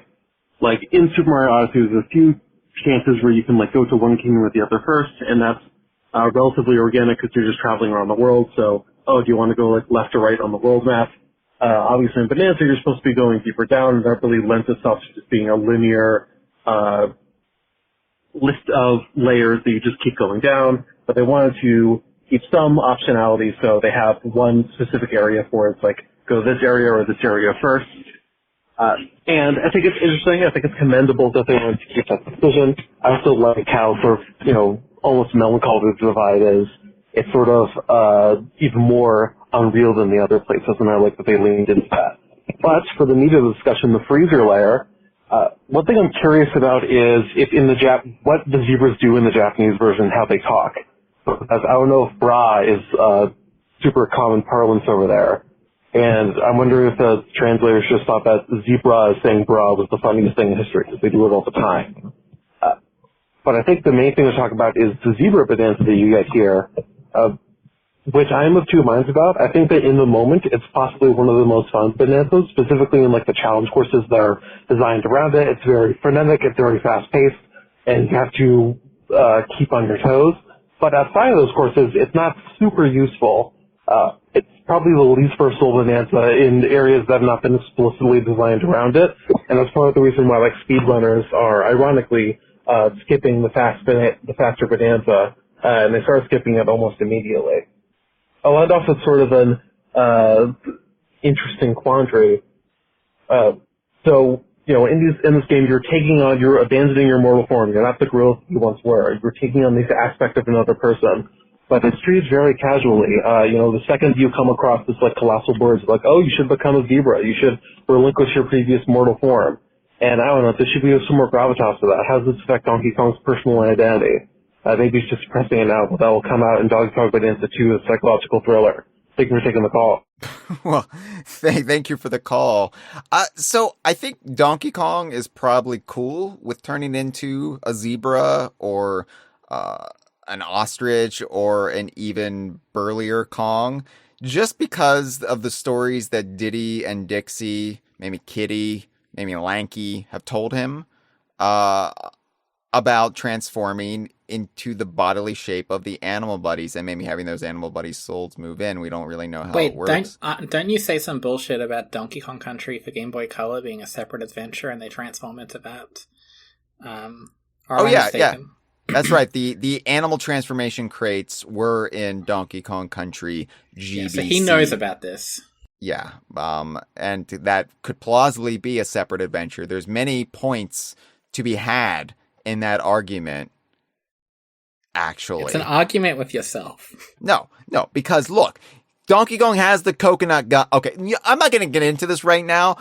I have my reasons, just like I have my reasons why Donkey Kong Land 2 is a separate adventure from Donkey Kong Country 2. But it would be too far to say the GBA trilogy, the GBA remake trilogy, are separate adventures. No, those of course are the same adventures from a slightly different perspective.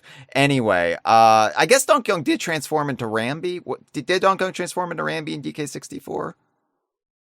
Probably. I don't know. Okay. I'm not an expert on that game. You should have had Courtney for this. Yeah, well, anyway, DKC GBC, he transformed into the animal's buddies, so he is already familiar with this, beyond just all the weird body modifications he's gone through in various cameo games. Nipple piercings.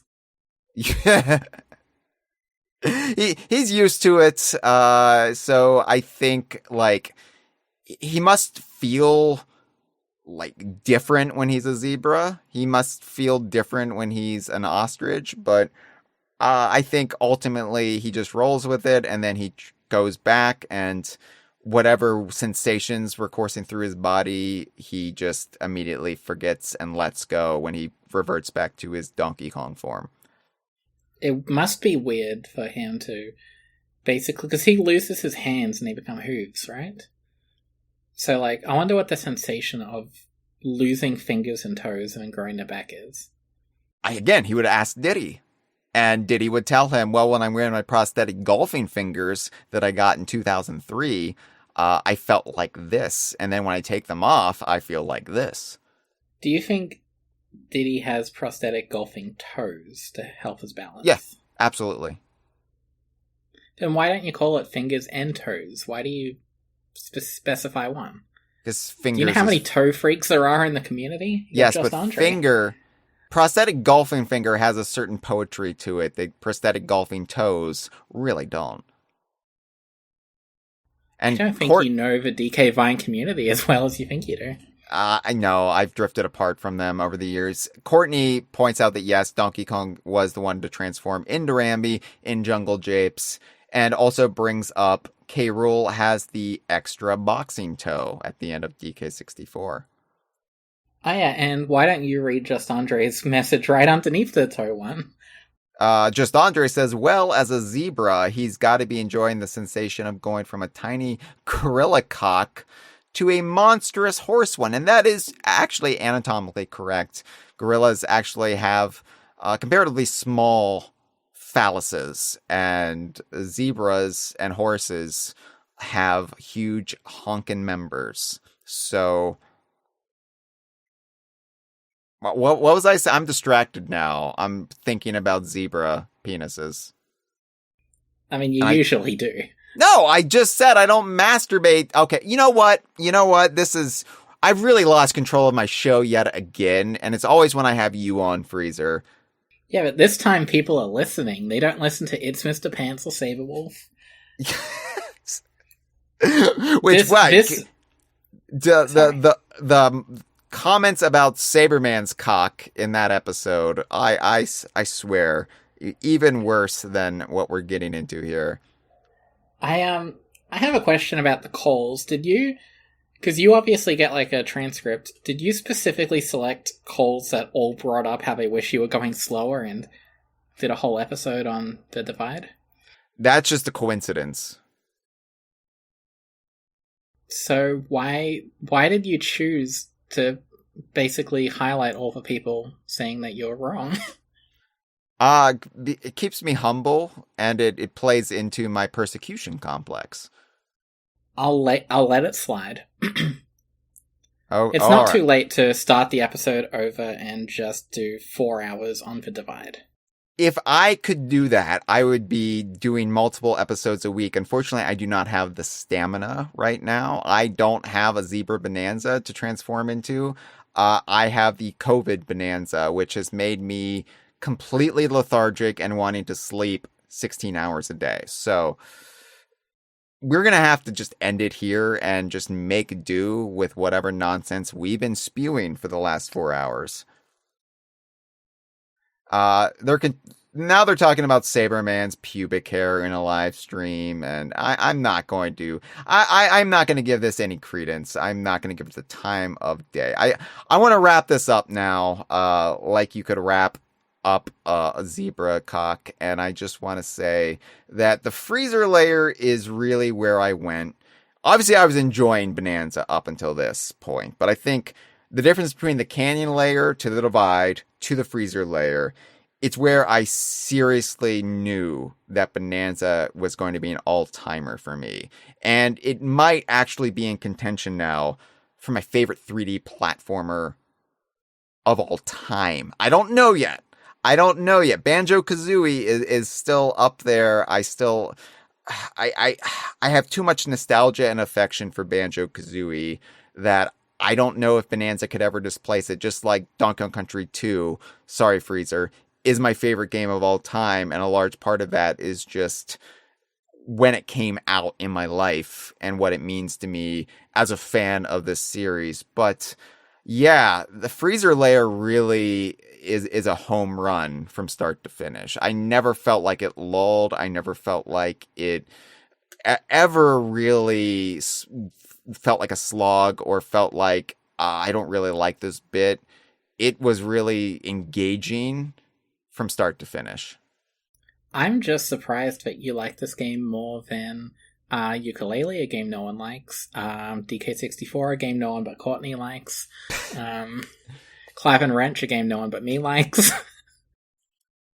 I like aspects of all three of those games. Okay, I like they're not on my top 10 list, but I do like all three of those 3D platformers. But I think Bananza is just another level. One of those levels is the Freezer Layer. It's just, I didn't expect the game to be this good. And if you had told me 3 to 5 years ago that this EPD Donkey Kong game was going to be about terrain destruction and digging and going into the earth, I'd be like, that doesn't sound like Donkey Kong. I don't want that. I want Donkey Kong 64, but done well. And this is the kind of like perfect example of you don't know what you want, and then you actually get something that completely surprises you and just upends any preconceived notions you had about what the series could be or could do, and you fall in love and you can't imagine your life without it. I think that's what Bananza is going to be for me. Yeah, it was alright. I finished it weeks ago. I'm already bored. I'm on to the next game. Well, but, you keep doing you. Thankfully, I'm taking my sweet, sweet ass time, which is apparently what the audience wants, so good. I'm glad we're all on the same page here. This is maybe my favorite Nintendo game since Codename Steam. I don't know what that is. It had Fire Emblem in it and Abraham Lincoln. Okay, I'll take your word for it. I don't care. You've lost my interest. No one liked it. It probably sold worse than Clap and Wrench. The Freezer Layer is also, as a Donkey Kong fan, as a Donkey Kong purist, it's also where, as we said, the established Donkey Kong elements really start to creep in a more regular and meaningful way. I mean, we got a Radley reference, for God's sake. Radley! We knew it was coming, but geez. Snake. He's a rattlesnake that bounces high, and everybody loves him, from Mayor Pauline to Gruntilda Winky Bunyan. And the great thing, though, about this point in the game is that even though this is where the Donkey Kong elements start to creep in, it's only a small flurry compared to the blizzard that's to come. And I know that sounds like I'm making some sort of Brothers Bear tease, but I swear, like, that's not what I'm actually implying. I was just talking about the freezer and snow, and you wouldn't understand that because you've never experienced snow, Freezer, but I've experienced snow. I've been to America. Okay, fine. You've been to... Okay, I went to North Dakota. It has snow and nothing else to offer. You've played Donkey Kong Bonanza, which has a freezer layer with chocolate lava. Yeah, I know. So Not anyway... Not the chocolate rain. Join us next time as Jeff talks about not the Jeff layer, but the forest layer. Yes, ostriches are on the menu on the next episode of the Kongversation. Maybe I should have said monsoon instead of blizzard, because that's an ostrich from Donkey Kong Country 2. But the Donkey Kong Country 2 you probably like better, the Game Boy Advance version. Yeah, and Jeff is always pregnant when he's in Ostrich Bonanza. This has been a File 2 production. Que rico.